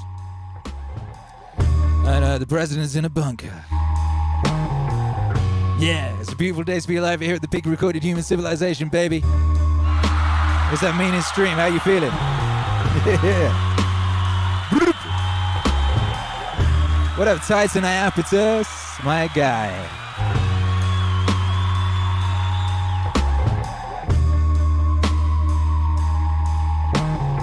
Says, keep up the great work. It's insane how productive you are, and the music is getting even better. Thank you, dude. Hey, thank you, dude. Thank you. I told you, man, I started an experiment, and, you know, the idea was to get in the zone and refuse to leave and just go all in, work as hard as possible, and, you know, get hyper productive and stay in that zone, baby. And that's where I've been for the past 2 years plus, and no signs of slowing down. No, also no signs of the upper limit of this thing. We don't seem to be able to find it. Just like we can't find the upper limit of my mullet. Or the bottom limit of it. You know what I mean? This thing just keeps getting better every day. It's just like, it's the gift that keeps on giving, baby. It's just a beautiful thing. And, you know, I'm very happy to be involved in all these situations. I'm happy to be involved in the hyperproductivity experiment and the mullet experiment, you know. And the meaning wave experiment and the meaning stream experiment, you know. Blessed stream 77 in the place to be. And you know, it's I don't know how you imagine, right? You're Elon Musk, you know what I mean, and you had a dream to get a rocket up, to lob a rocket up, you know what I mean, to penetrate the upper atmosphere with your big rocket. You know, that was your dream, you know. Kendrick Lamar wanted to F the world for 72 hours. That was his dream. However, Elon Musk's dream was not. It was to penetrate the atmosphere with this big rocket. And lo, he did it. Lo, he did it. And just when he happened to do it, they happened to have a goddamn riot and a load of nonsense at the same time, which somewhat seemed to overshadow that mighty achievement, which is all that anybody should really be talking about, goddammit. Yeah, I mean, come on, baby. But, like, you know, my goal is, like, try to do useful things, try to maximize the probability the future's good, make the future exciting, something you look forward to, you know. With Tesla, we're like trying to make things that people love. How many things can you buy that you really love, that really give you joy? So rare, so rare. I wish there were more things. That's what we're trying to do. Just make things that somebody loves. Like, what are the set of things that can be done to make the future better? You know, I think that a future where we are a spacefaring civilization out there among the stars, that's what we should strive for. Out there among the stars. This is very exciting. Yeah. Out there among the stars. That's what we should strive for. This makes me look forward to the future. Makes me want that future. You know, there are things, there need to be things that make you look forward to waking up in the morning. You wake up in the morning, you look forward to the day. Oh, what a forward to the glorious future. A future where we are a spacefaring civilization and out there among the stars, I think that's very exciting. That is a thing we want. Whereas if you knew we would not be a spacefaring civilization but forever confined to Earth, this would not be a good future. That would be very sad. No, I just think like if there are two futures, and one future is we're out there among the stars and the things we read about and see in science fiction movies, the good ones, are true. We have these starships, and we're going to see what other planets are like, and we're a multi-planet species, and the scope and scale of consciousness is expanded across many civilizations and many planets and many star systems. This is a great future. This is a wonderful thing to me. And that's what we should strive for. Out there among the stars, that's what we should strive for. Out there among the stars, this is very exciting. Out there among the stars, that's what we should strive for. This makes me look forward to the future. Makes me want that future. Come on, baby. Life has to be more than about solving. Hey, we got Mama down in the chat. What's up, baby? If all that life is about is solving problems, why bother getting up in the morning? Right? Come on. There have to be things that make you proud to be a member of humanity. And I am. Only a handful of people went to the moon. And yet, we all went to the moon. We went with them vicariously. We shared in that adventure. I don't think anyone would say that that was a bad idea. That was great. We need more of those things. Out there among the stars, that's what we should strive for. Out there among the stars, this is very exciting. Out there among the stars, that's what we should strive for. Yeah! This makes me look forward to the future. Makes me want that future. Out there among the stars, that's what we should strive for. Come on. Out there among the stars, this is very exciting. Out there among the stars, that's what we should strive for. This makes me look forward to the future. Makes me want that future.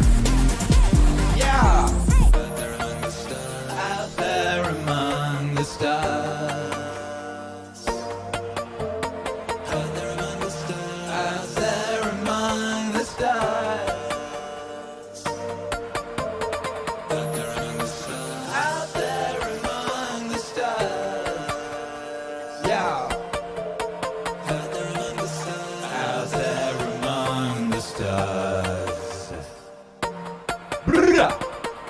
Yeah, make some noise for Elon Musk. Make some noise for humanity. Make some noise for everyone who tried to do something bigger than themselves. Make some noise for everyone who transcended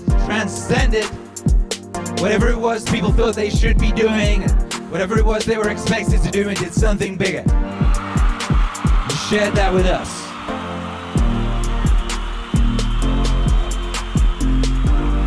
big recorded human civilization. It's the meaning stream. I'm Akira the Don, and there is nowhere I would rather be than right here, right now, with you.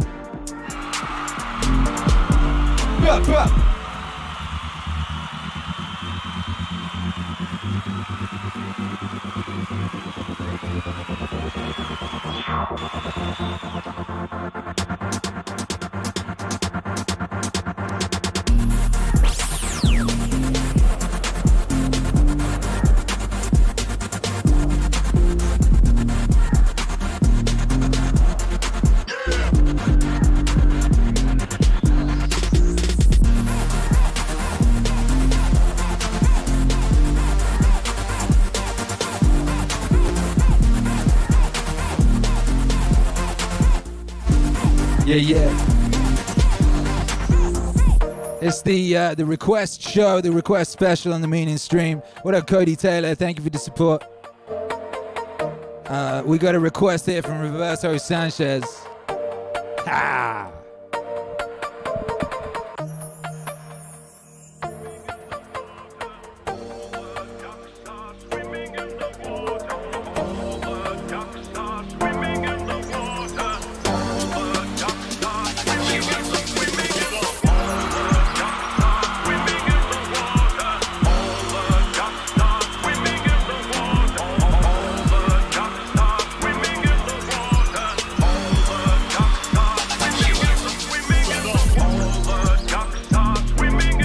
Yo, it happened again, baby.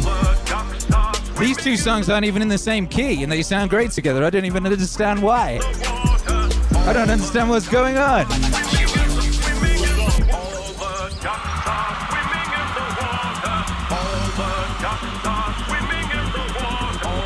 You know what it is? It's that blessed stream. Blessed stream.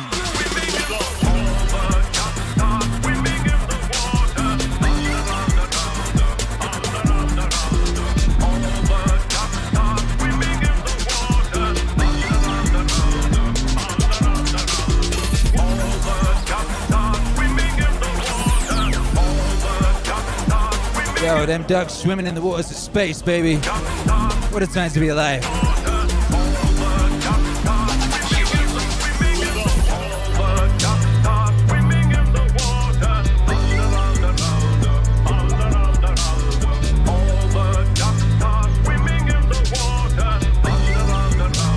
Swimming through the cosmos. Yeah, baby, come on. Make some noise for them intergalactic ducks, baby. They've been ducking at the intergalactic duck station. Ducking, I don't know. Ooh, baby! Yeah.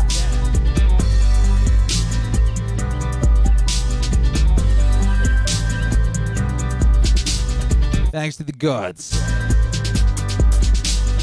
All the ducks are swimming in the water. All the ducks are swimming in the water.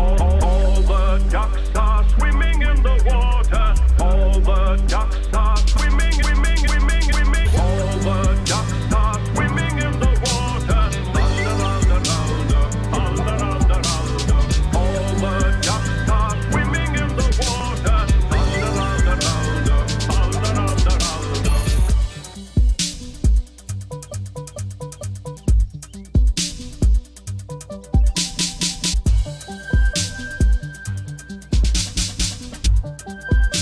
Yo, how dare you? Captain Virgil says we need to send the first duck into space. I told you I want to be the first DJ in space. This has been my dream since I was tiny. I want to be the first DJ in space, baby. First DJ on the moon, first DJ on Mars. I want to be the first DJ surfing the rings of Saturn. Vibe regulation out there. Damn, wifey's hit the booze. Yeah! Get after it. The National Guard are outside the door. You might as well, huh? Huh?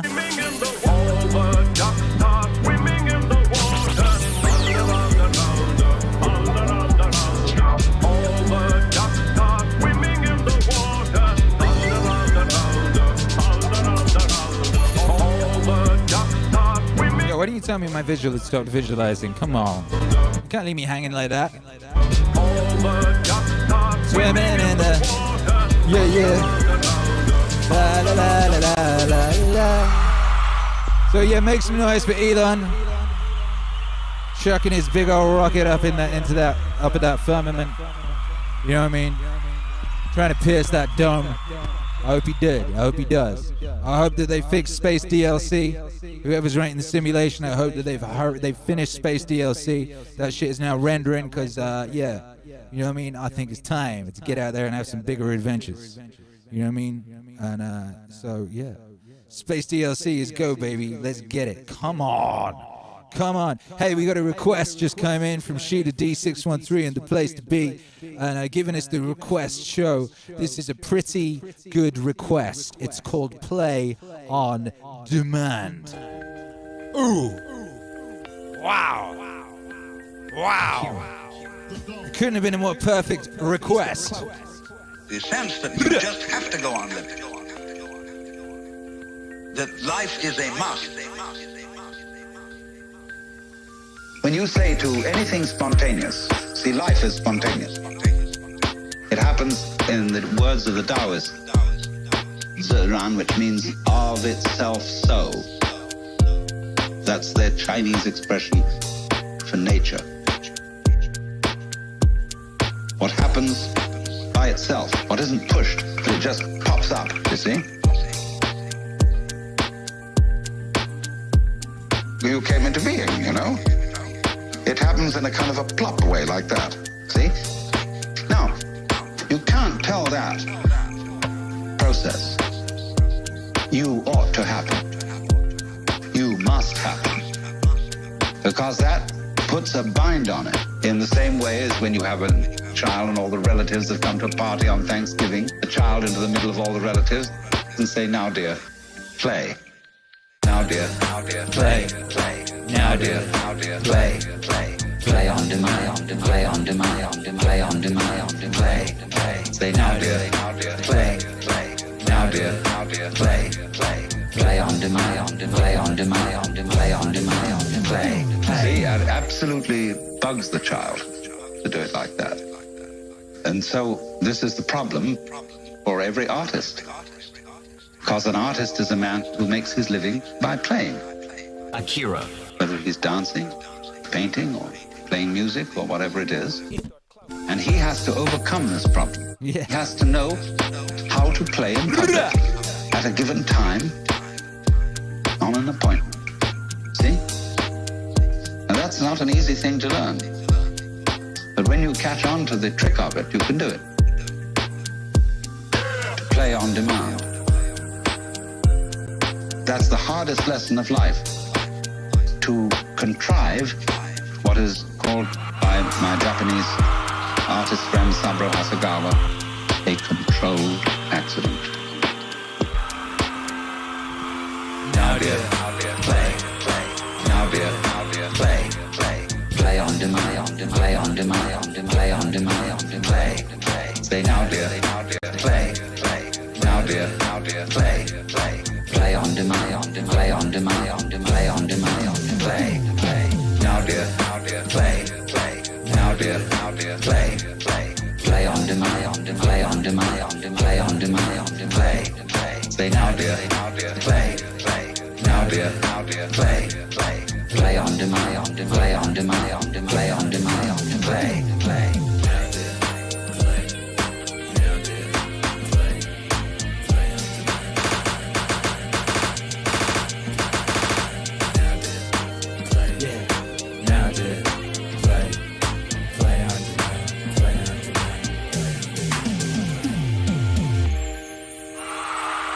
Yeah, play on demand.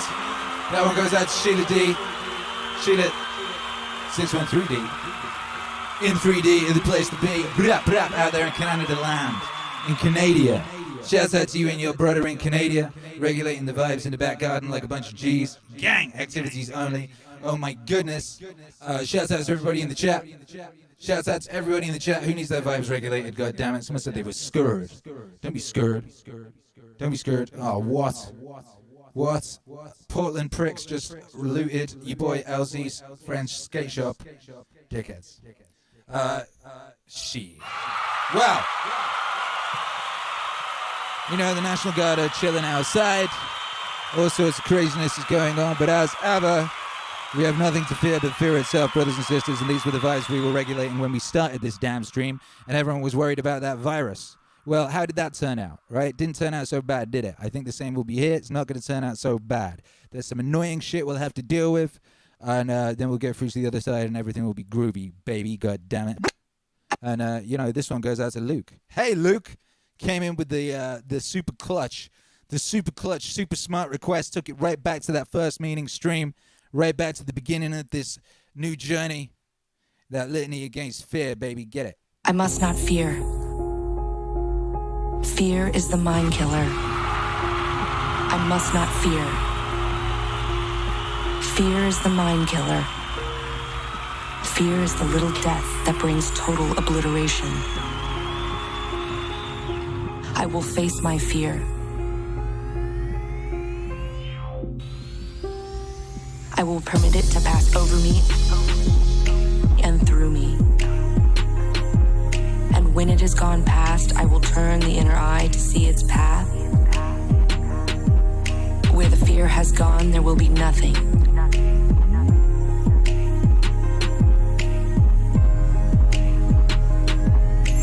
Only I will remain.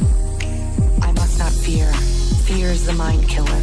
Fear is the little death that brings total obliteration. I will face my fear. I will permit it to pass over me and through me. And when it has gone past, I will turn the inner eye to see its path. Where the fear has gone, there will be nothing. Yeah. Only I will remain. What's in the box? What's in the box? What's in the box? Pain. Pain. What's in the box? What's in the box? What's in the box? Pain. Yeah. What's in the box? What's in the box? What's in the box? Pain. Pain. What's in the box? What's in the box?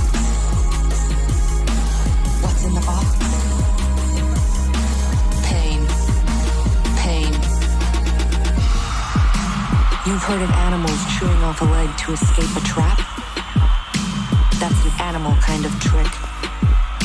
A human would remain in the trap, endure the pain, feigning death that he might kill the trapper and remove a threat to his kind. Why are you doing this? Why are you doing this? To determine if you're human, be silent. It burns. Silence. His world emptied of everything except the hand immersed in agony. He thought he could feel skin curling black on that agonized hand, the flesh crisping and dropping away until only charred bones remained. What's in the box? Yeah, yeah! What's in the box? What's in the box? Pain. Pain. What's in the box? What's in the box? What's in the box? Pain. Pain. Whoa. What's in the box? What's in the box? Pain. Pain. What's in the box? What's in the box? Pain. Pain. It stopped, as though a switch had been turned off. The pain stopped. Enough. Take your hand from the box, young human, and look at it. Do it. Do it. He jerked his hand from the box, stared at it astonished. Not a mark. No sign of agony on the flesh. He held up the hand, turned it, flexed the fingers. Pain, she sniffed. A human can override any nerve in the body. Ever sift sand through a screen? We Bene Gesserit sift people to find the humans.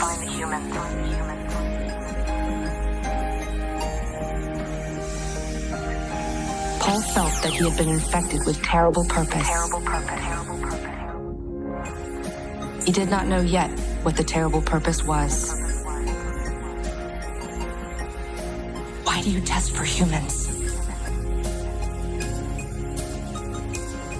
To set you free.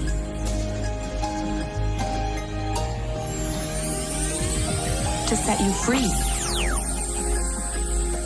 Free?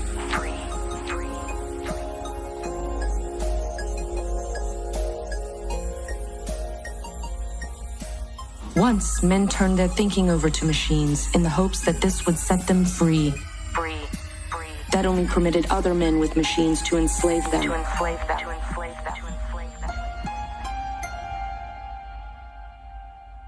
Thou shalt not make a machine the likeness of a human mind.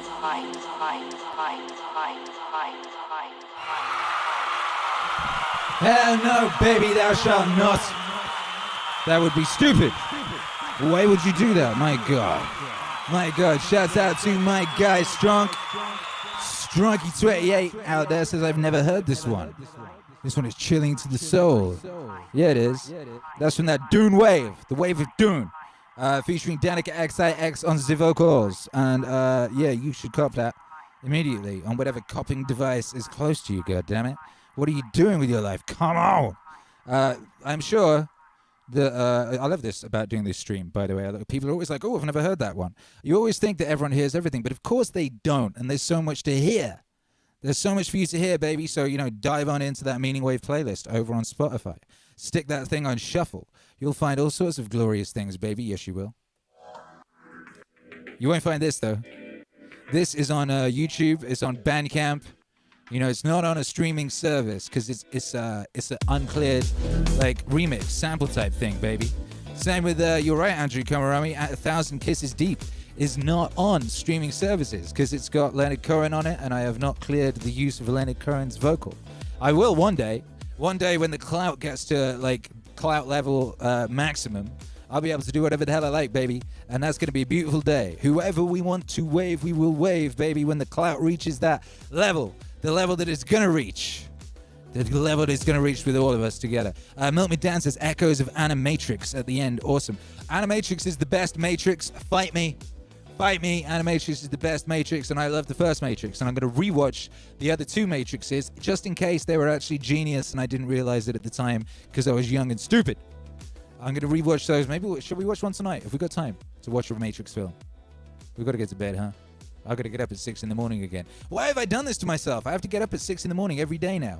That didn't used to be the case. That didn't used to be the case. I built myself a wall. I'm going to smash into that wall every day, so I have to get to bed earlier. Yeah. Come on, baby.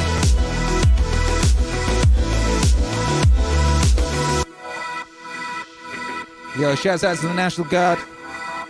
Akira. Doing their guarding. Yo, outside my house, guarding my house. I've really been trying to make sense of this, because well, what the hell's going on?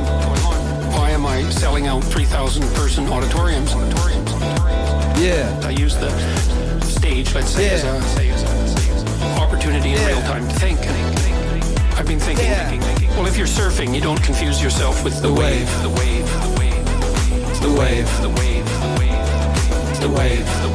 That's a real mistake. You might be on top of the wave, but you're not. The wave.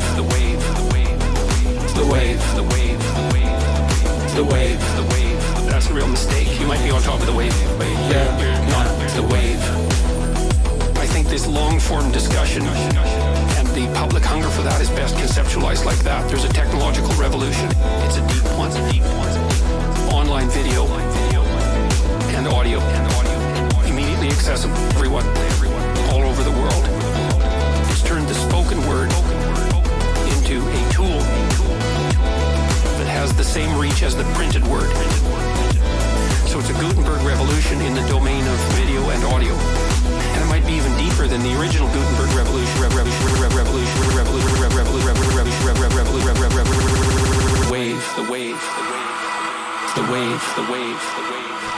It's the wave, the wave, the wave. You might be on top of the wave, but you're not. It's the wave, the wave, the wave. It's the wave, the wave, the wave. It's the wave, the wave, the wave. You might be on top of the wave, but you're not. It's the wave, the wave, the wave. It's the wave, the wave, the wave. It's the wave, the wave, the wave. You might be on top of the wave, but you're not. It's the wave, the wave, the wave. It's the wave, the wave, the wave. It's the wave, the wave, the wave. You might be on top of the wave, but you're not. It's the wave. I mean, you got a little bit of that with TV, right? And you got a little bit of it radio. But there was bandwidth limitations that were really stringent, especially in TV, where you could get 30 seconds if you were lucky, at 6 minutes if you were stellar to elucidate a complicated argument. So you can't do that. Everything gets compressed to a kind of oversimplified entertainment. But now all of a sudden we have this forum for long-form discussion, real long-form discussion. Turns out that everyone is way smarter than we thought. The wave, the wave, the wave. It's the wave, the wave, the wave. It's the wave, the wave. That's a real mistake. You might be on top of the wave, but you're not. It's the wave, the wave, the wave. It's the wave, the wave, the wave. It's the wave, the wave, the wave. You might be on top of the wave, but you're not. It's the wave. The people at the forefront of this are being cascaded forward like a surfer on a giant wave. On this technological transformation, it's necessary to keep your ego under control. With regards to the people coming to see me, the proper attitude towards that, and I think this is true for any performer, is gratitude. You bloody well be happy those people are there, and you should never think there's something spectacularly special about yourself that's attracting these people and that somehow you're above them and they're your fans, or there's this real power differential, even though that sort of manifests itself because people are so happy to see you. That's a dangerous pathway, and I truly am ridiculously overwhelmed and grateful and happy and pleased that all these people show up. That all these people show up. That all these people show up. That all these people show up.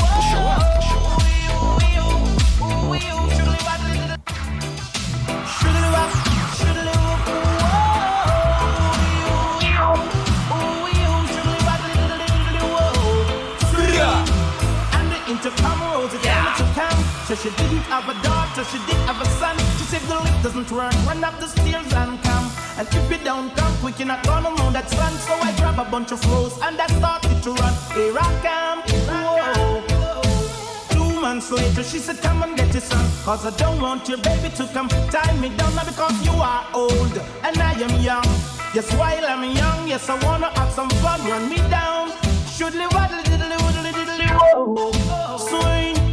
I'm broad, I'm broad, I'm broader than Broadway.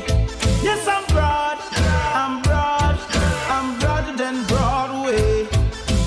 When you go to Volcano, it's like a stage show. You have man that swing, DJ, and blow.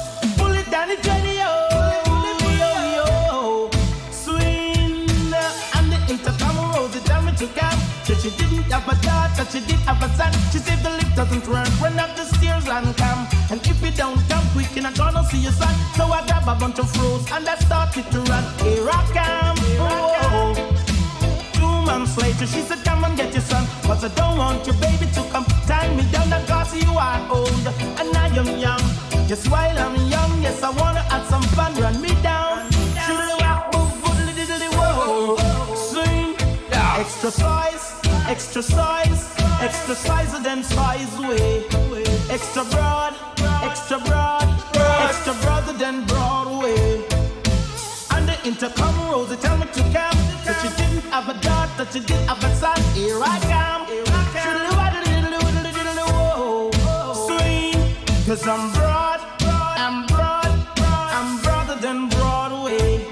Yes, I'm broad, I'm broad, I'm broader than Broadway. Over the ocean and over the sea, all of the girls, them are both for we. Should ride a little, whoa. See, I know intercom rose, they tell me to come. So she didn't have a daughter, she did have a son. She doesn't work, run up the stairs and come. Cause if you don't come quick, you're not gonna feel your front. So I grab a bunch of roses and I started to run. I can't. 2 months later, she said, come and get your son. Cause I don't want your baby to come tie me down. That cause you are old and I am young. Yes, while I'm young, yes, I wanna have some fun. Run me down. Should rock, boom, boom, little swing. Cause I'm broad, I'm broad, I'm broader than Broadway. I'm broad, I'm broad, I'm broader than Broadway. Yeah. Yo, Barrington Levy on that Meaning stream. That's one of the best songs of all time. Whoa. It's one of the best songs of all time. I play that regularly in my DJ sets out in the world. And, ooh. What's going on? What are you talking about? $300 left on the campaign. What you chatting about? Don't tell me we just did, 3K in the past half hour. I don't think we did. Was that? No, we didn't. We're on 12195. We're trying to get to 15 to get that extra 7-inch single. We've got 3 days left, baby. 3 days to go. Go back that Alan Watts and Akira the Don campaign today, baby. Get after it, get after it, get after it, get after it. And speaking of getting after it, we've got to go get after it and get out of here in a minute. How long we got, baby? What are you saying? What's that? She's shrugging. Damn, okay. Cody Taylor says, damn, 15K. Yeah, we got to get 15 to get that 7-inch single printed. Vinyl's expensive. God damn it. Vinyl is expensive. Yes, it is. Yes, it is. Yes, it is. Little something for Stephen Dennison. Little something for Stephen Dennison. Ooh. The year was 2081, and everybody was finally equal. They weren't only equal before God and the law, they were equal every which way. Nobody was smarter than anybody else. Nobody was better looking than anybody else. Nobody was stronger or quicker than anybody else. All this equality was due to the 211th, 212th, and 213th Amendments to the Constitution, and to the unceasing vigilance of agents of the United States Handicapper General. Akira. Some things about living still weren't quite right, though. April, for instance, still drove people crazy by not being springtime. And it was in that clammy month that the HG men took George and Hazel Bergeron's 14-year-old son, Harrison, away. It was tragic, all right, but George and Hazel couldn't think about it very hard. Hazel had a perfectly average intelligence, which meant she couldn't think about anything except in short bursts. And George, while his intelligence was way above normal, had a little mental handicap radio in his ear. He was required by law to wear it at all times. It was tuned to a government transmitter. Every 20 seconds or so, the transmitter would send out some sharp noise to keep people like George from taking unfair advantage of their brains. George and Hazel were watching television. There were tears on Hazel's cheeks, but she'd forgotten for the moment what they were about. On the television screen were ballerinas. A buzzer sounded in George's head. His thoughts fled in panic like bandits from a burglar alarm. That was a real pretty dance, that dance they just did, said Hazel.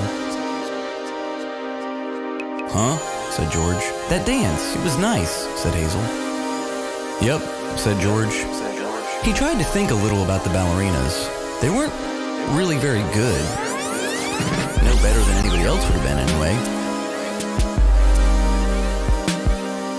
They were burdened with sash weights and bags of birdshot, and their faces were masked so that no one, seeing a free and graceful gesture or a pretty face, would feel like something the cat drug in.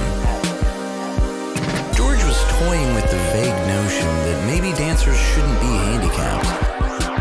But he didn't get very far with it before another noise in his ear radio scattered his thoughts. George winced. So did 2 out of the 8 ballerinas. Hazel saw him wince. Having no mental handicap herself, she had to ask George what the latest sound had been. Sounded like somebody hitting a milk bottle with a ball-peen hammer, said George. I think think it would be real interesting hearing all the different sounds, said Hazel, a little envious. All the things they think up? Said George.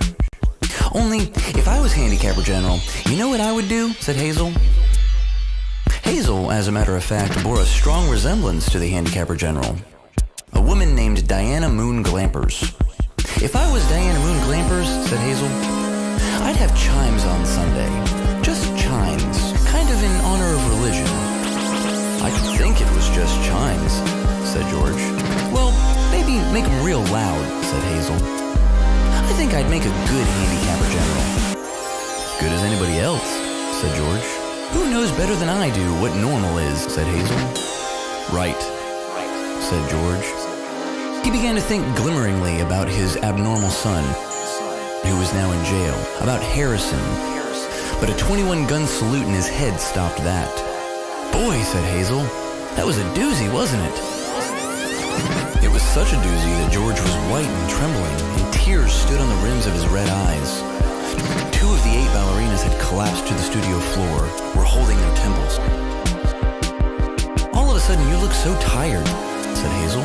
Why don't you stretch out on the sofa so you can rest your handicap bag on the pillows, honey bunch? She was referring to the 47 pounds of birdshot in the canvas bag, which was padlocked around George's neck. Go on and rest the bag for a little while, she said. I don't care if you're not equal to me for a while. George weighed the bag with his hands. I don't mind it, he said. I don't notice it anymore. It's just a part of me. You've been so tired lately, kind of wore out, said Hazel. If there was just some way we could make a little hole in the bottom of the bag and just take out a few of them lead balls, just a few. Perfect. 2 years in prison and $2,000 fine for every ball I took out. I don't call that a bargain. If you could just take a few out when you come home from work, said Hazel. I mean, you don't compete with anybody around here. You just sit around. If I tried to get away with it, said George, then other people get away with it. And pretty soon we'd be right back to the dark ages again, with everybody competing against everybody else. You wouldn't like that, would you? I'd hate it, said Hazel. Perfect. There you are, said George. The minute people start cheating on laws, what do you think happens to society? Get after it. If Hazel hadn't been able to come up with an answer to this question, George couldn't have supplied one. A siren was going off in his head. Reckon it'd fall apart, said Hazel. What would? Said George blankly. Society. Wasn't that what you just said? Who knows, said George. The television program was suddenly interrupted for a news bulletin. It wasn't clear at first as to what the bulletin was about, since the announcer, like all announcers, had a serious speech impediment. For about half a minute, and in a state of high excitement, the announcer tried to say, "Ladies and gentlemen. Ladies and gentlemen." He finally gave up, handed the bulletin to a ballerina to read. "That's all right," Hazel said of the announcer.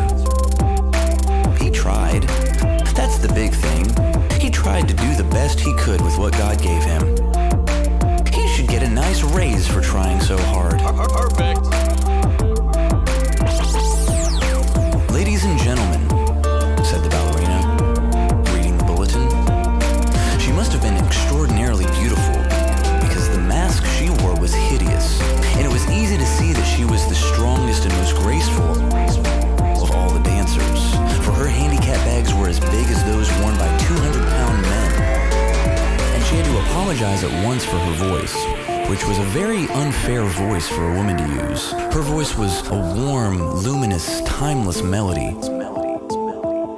"Excuse me," she said, and she began again, making her voice absolutely uncompetitive. "Harrison Bergeron, age 14, has just escaped from jail where he was held on suspicion of plotting to overthrow the government. He is a genius and an athlete, is under-handicapped, and should be regarded as extremely dangerous." Extremely dangerous.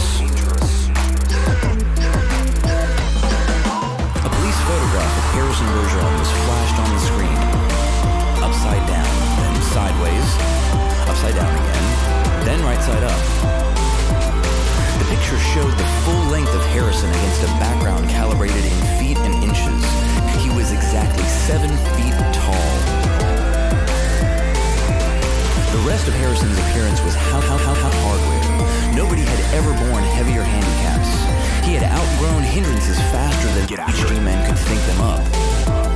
Instead of a little ear radio for a mental handicap, he wore a tremendous pair of earphones and spectacles with thick, wavy lenses. The spectacles were intended to make him not only half blind, but to give him whanging headaches besides. Scrap metal was hung all over him. Ordinarily, there was a certain symmetry, a military neatness to the handicaps issued to strong people. But Harrison looked like a walking junkyard. In the race of life, Harrison carried 300 pounds. And to offset his good looks, the HD men required that he wear at all times a red rubber ball for a nose, keep his eyebrows shaved off, and cover his even white teeth with black caps at snaggletooth random. If you see this boy, said the ballerina, do not, I repeat, do not try to reason with him. There was the shriek of a door being torn from its hinges. Screams and barking cries of consternation came from the television set. The photograph of Harrison Bergeron on the screen jumped again and again, as though dancing to the tune of an earthquake. George Bergeron correctly identified the earthquake, and well might have, for many was the time his own home had danced to the same crashing tune. My God, said George. That must be Harrison. Get after it. The realization was blasted from his mind into the sound of an automobile collision in his head. When George could open his eyes again, the photograph of Harrison was gone. A living, breathing Harrison filled the screen.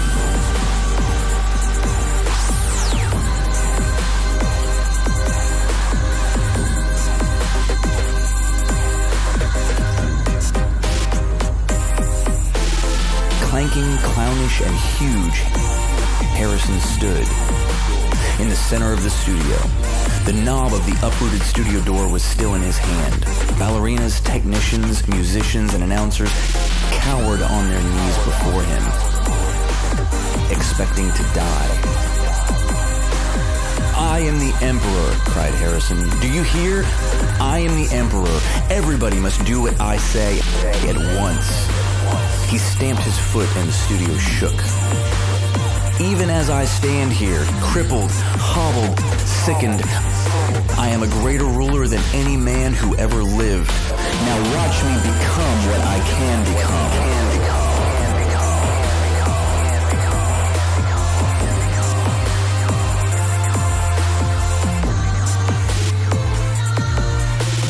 Watch me become what I can become.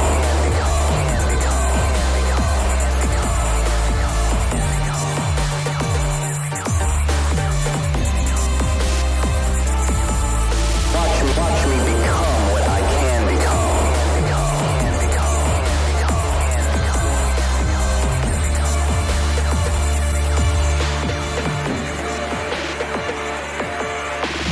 Harrison tore the straps of his handicap harness like wet tissue paper. Tore straps guaranteed to support 5,000 pounds. Harrison's scrap iron handicaps crashed to the floor. Harrison thrust his thumbs under the bar of the padlock that secured his head harness. The bar snapped like celery. Harrison smashed his headphones and spectacles against the wall. He flung away his rubber ball nose, revealed a man that would have awed Thor, the god of thunder. I shall now select my empress, he said. Let the first woman who dares rise to her feet claim her mate and her throne. A moment passed, and then a ballerina arose, swaying like a willow. Harrison plucked the mental handicap from her ear, snapped off her physical handicaps with marvelous delicacy. Last of all, he removed her mask. She was blindingly beautiful.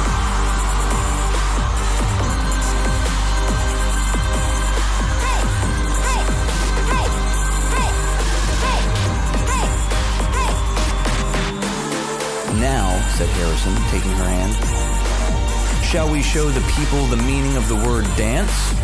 Music! Music!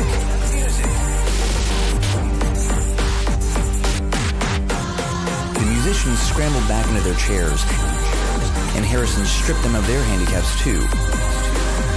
Play your best, he told them, and I'll make you barons and dukes and earls. The music began. It was normal at first. Cheap, silly, false. But Harrison snatched two musicians from their chairs, waved them like batons as he sang the music as he wanted it played. He slammed them back into their chairs.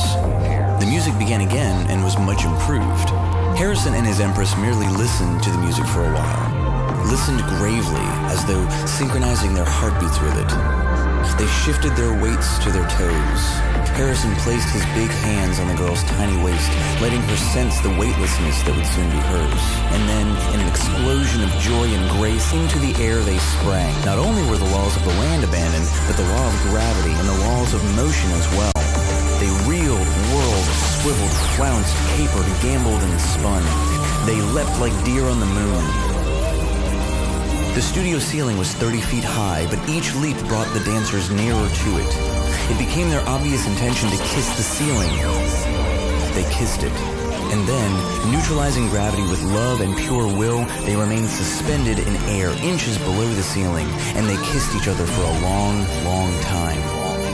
It was then that Diana Moon Glampers, the handicapper general, came into the studio with a double-barreled 10-gauge shotgun. She fired twice, and the Emperor and the Empress were dead before they hit the floor.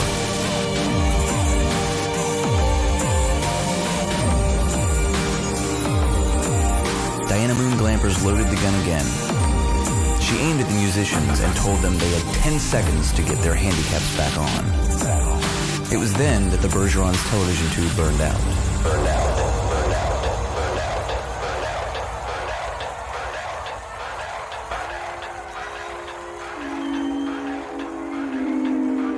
Burned out. Hazel turned to comment about the blackout to George. But George had gone out into the kitchen for a can of beer. George came back in with the beer, paused while a handicapped signal shook him up, and then he sat down again. "You've been crying," he said to Hazel. "Yup," she said. "What about?" he said. "I forget," she said. "Something real sad on television." "What was it?" he said. "It's all kind of mixed up in my mind," said Hazel. "Forget sad things," said George. "I always do," said Hazel.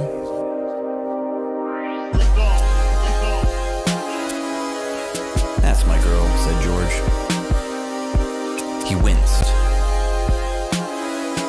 There was the sound of a riveting gun in his head. "Gee, I could tell that one was a doozy," said Hazel. "You could say that again," said George. "Gee," said Hazel, "I could tell that one was a doozy." Doozy, doozy, doozy, doozy, doozy, doozy, doozy, doozy,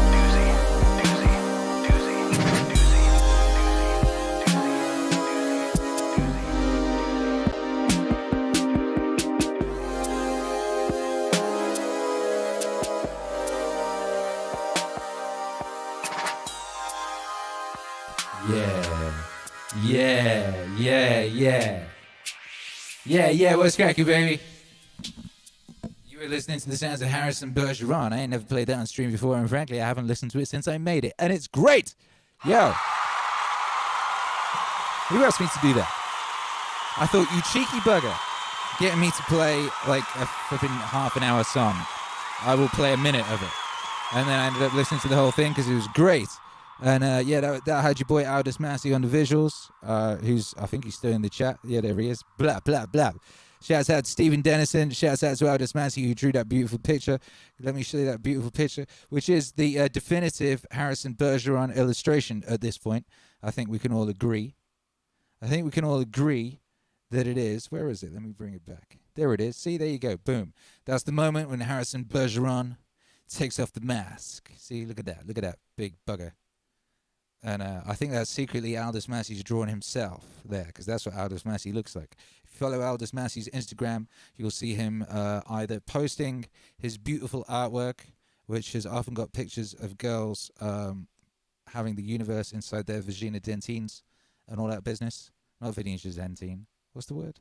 Wife is looking at me. Mixed, interspersed with footage of him skateboarding or bench pressing 1 million pounds. He is himself a warrior genius. So shouts out to him. Bap, bap, bap, bap. Psychic Philosopher says, does he have that song on his channel? Does he have what song on what channel? That song there, you can listen to that on, it's on the YouTube. It's on Spotify. I put that one on Spotify. Yeah, I did. It's called Harrison Bergeron. Harrison Bergeron. And you can hear that any day you want, baby. You can get it on Bandcamp. You can get it in all the places, you know. I wonder what you would do if you had the power to dream any dream you wanted to. Perhaps you would, perhaps you would become a member of the Akira the Don YouTube channel. Woo! We got 2 new members. We got Sasha Schriftman and Skylar. Welcome, Sasha Schriftman and Skylar. You'll be able to download all the mixes and stuff. I scheduled 4 mixes to go up this afternoon. I was batching. You know, I like to batch. You know, I like to get down on the batcheroony. You know, I mean, baby, that's when you do similar things at the same time to improve your high productivity and speed things up. You know what I mean? So today I was batching, uploading mixes, posting stuff of that nature. This one goes out to Paolo Cleofas. This is for you, baby. This is Any Dream You Wanted. This might be the last song. Maybe it is. Ooh. I wonder what you would do if you had the power to dream any dream you wanted. I wonder what you would do if you had the power to dream any dream you wanted. And you would, of course, be able to alter your time sense and slip, say, 75 years of subjective time into 8 hours of sleep. You would, I suppose, start out by fulfilling all your wishes. You could design for yourself what would be the most ecstatic life. Love affairs, banquets, dancing girls, wonderful journeys, love affairs, banquets, dancing girls, wonderful journeys, gardens, music beyond belief. Akira. Music beyond belief. Let's go. Get after it. Music beyond belief. But you gotta get after it. I wonder what you would do if you had the power to dream any dream you wanted to. I wonder what you would do if you had the power to dream any dream you wanted. Any dream you wanted. Any dream you wanted to. Any dream you wanted. I wonder what you would do if you had the power to dream any dream you wanted to. And then after a couple of months of this sort of thing at 75 years a night, you would be getting a little taste for something different. You would move over to an adventurous dimension where there were certain dangers involved and the thrill of dealing with dangers. And you could rescue princesses from dragons and go on dangerous journeys, make wonderful explosions and blow them up. Eventually get into contest with enemies. And after you've done that for some time, you'd think up a new wrinkle to forget that you were dreaming. So that you would think it was all for real. And to be anxious about it. must be so great when you woke up.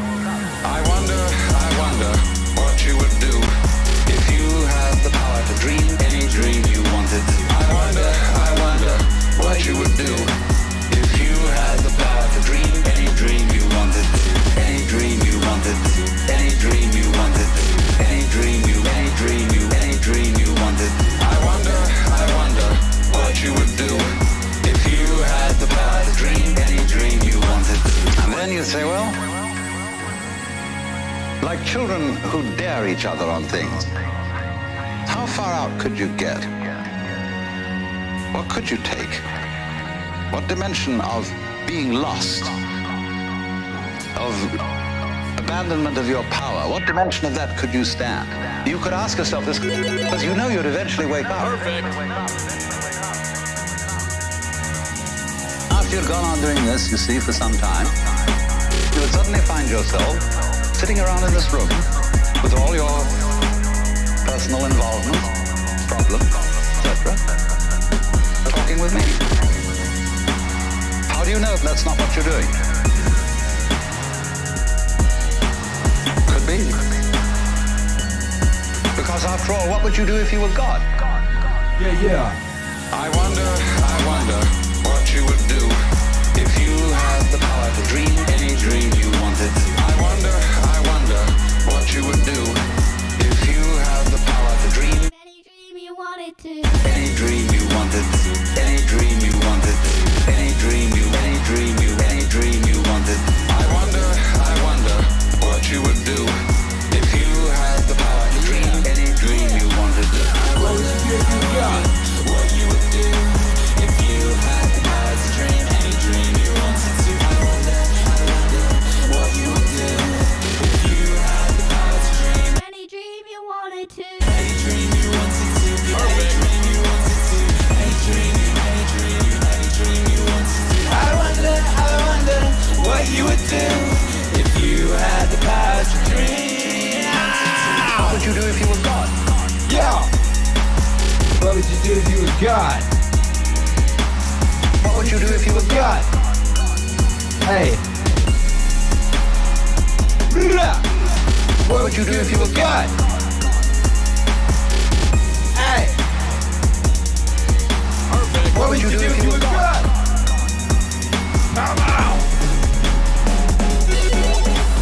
What would you do if you were God? Yeah. What would you do if you were God?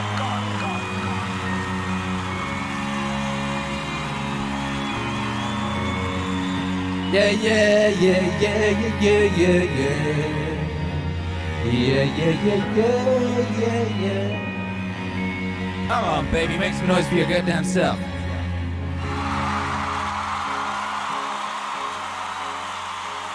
Ooh!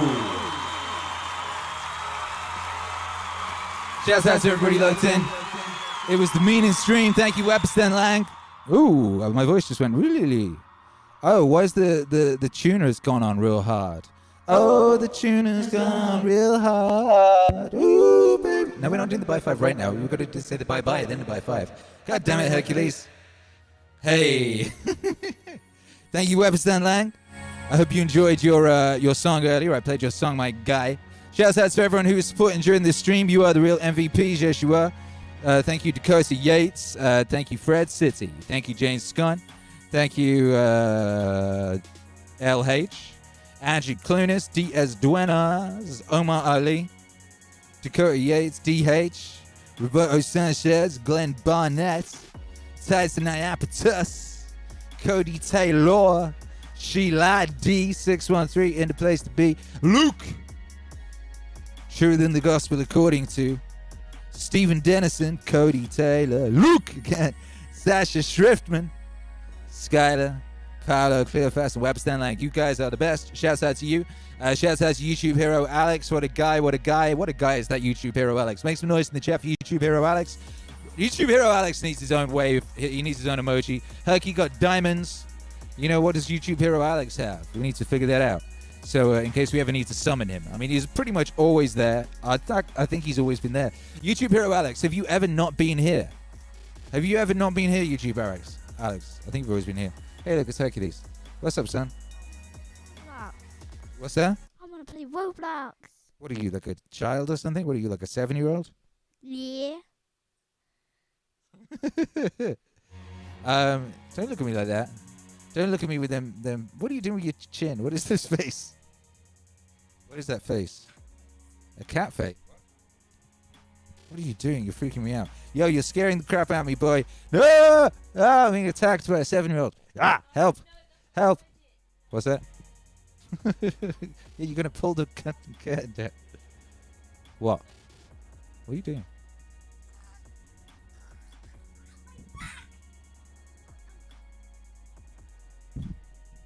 All right, there we go. Okay, now holding a large Hercules. Herc, you're huge now. You used to be a baby. What happened? I grew. You bloody did. Why did you feed him so much? I'm talking to the wife here. Anyway, shouts out to you guys. Thank you for being here. We will be here tomorrow. And we'll be on Twitch in the morning at 7 a.m. I've been doing a morning show there for the past week. Every morning at 7 a.m. Hang on a sec. You want to come around the other side?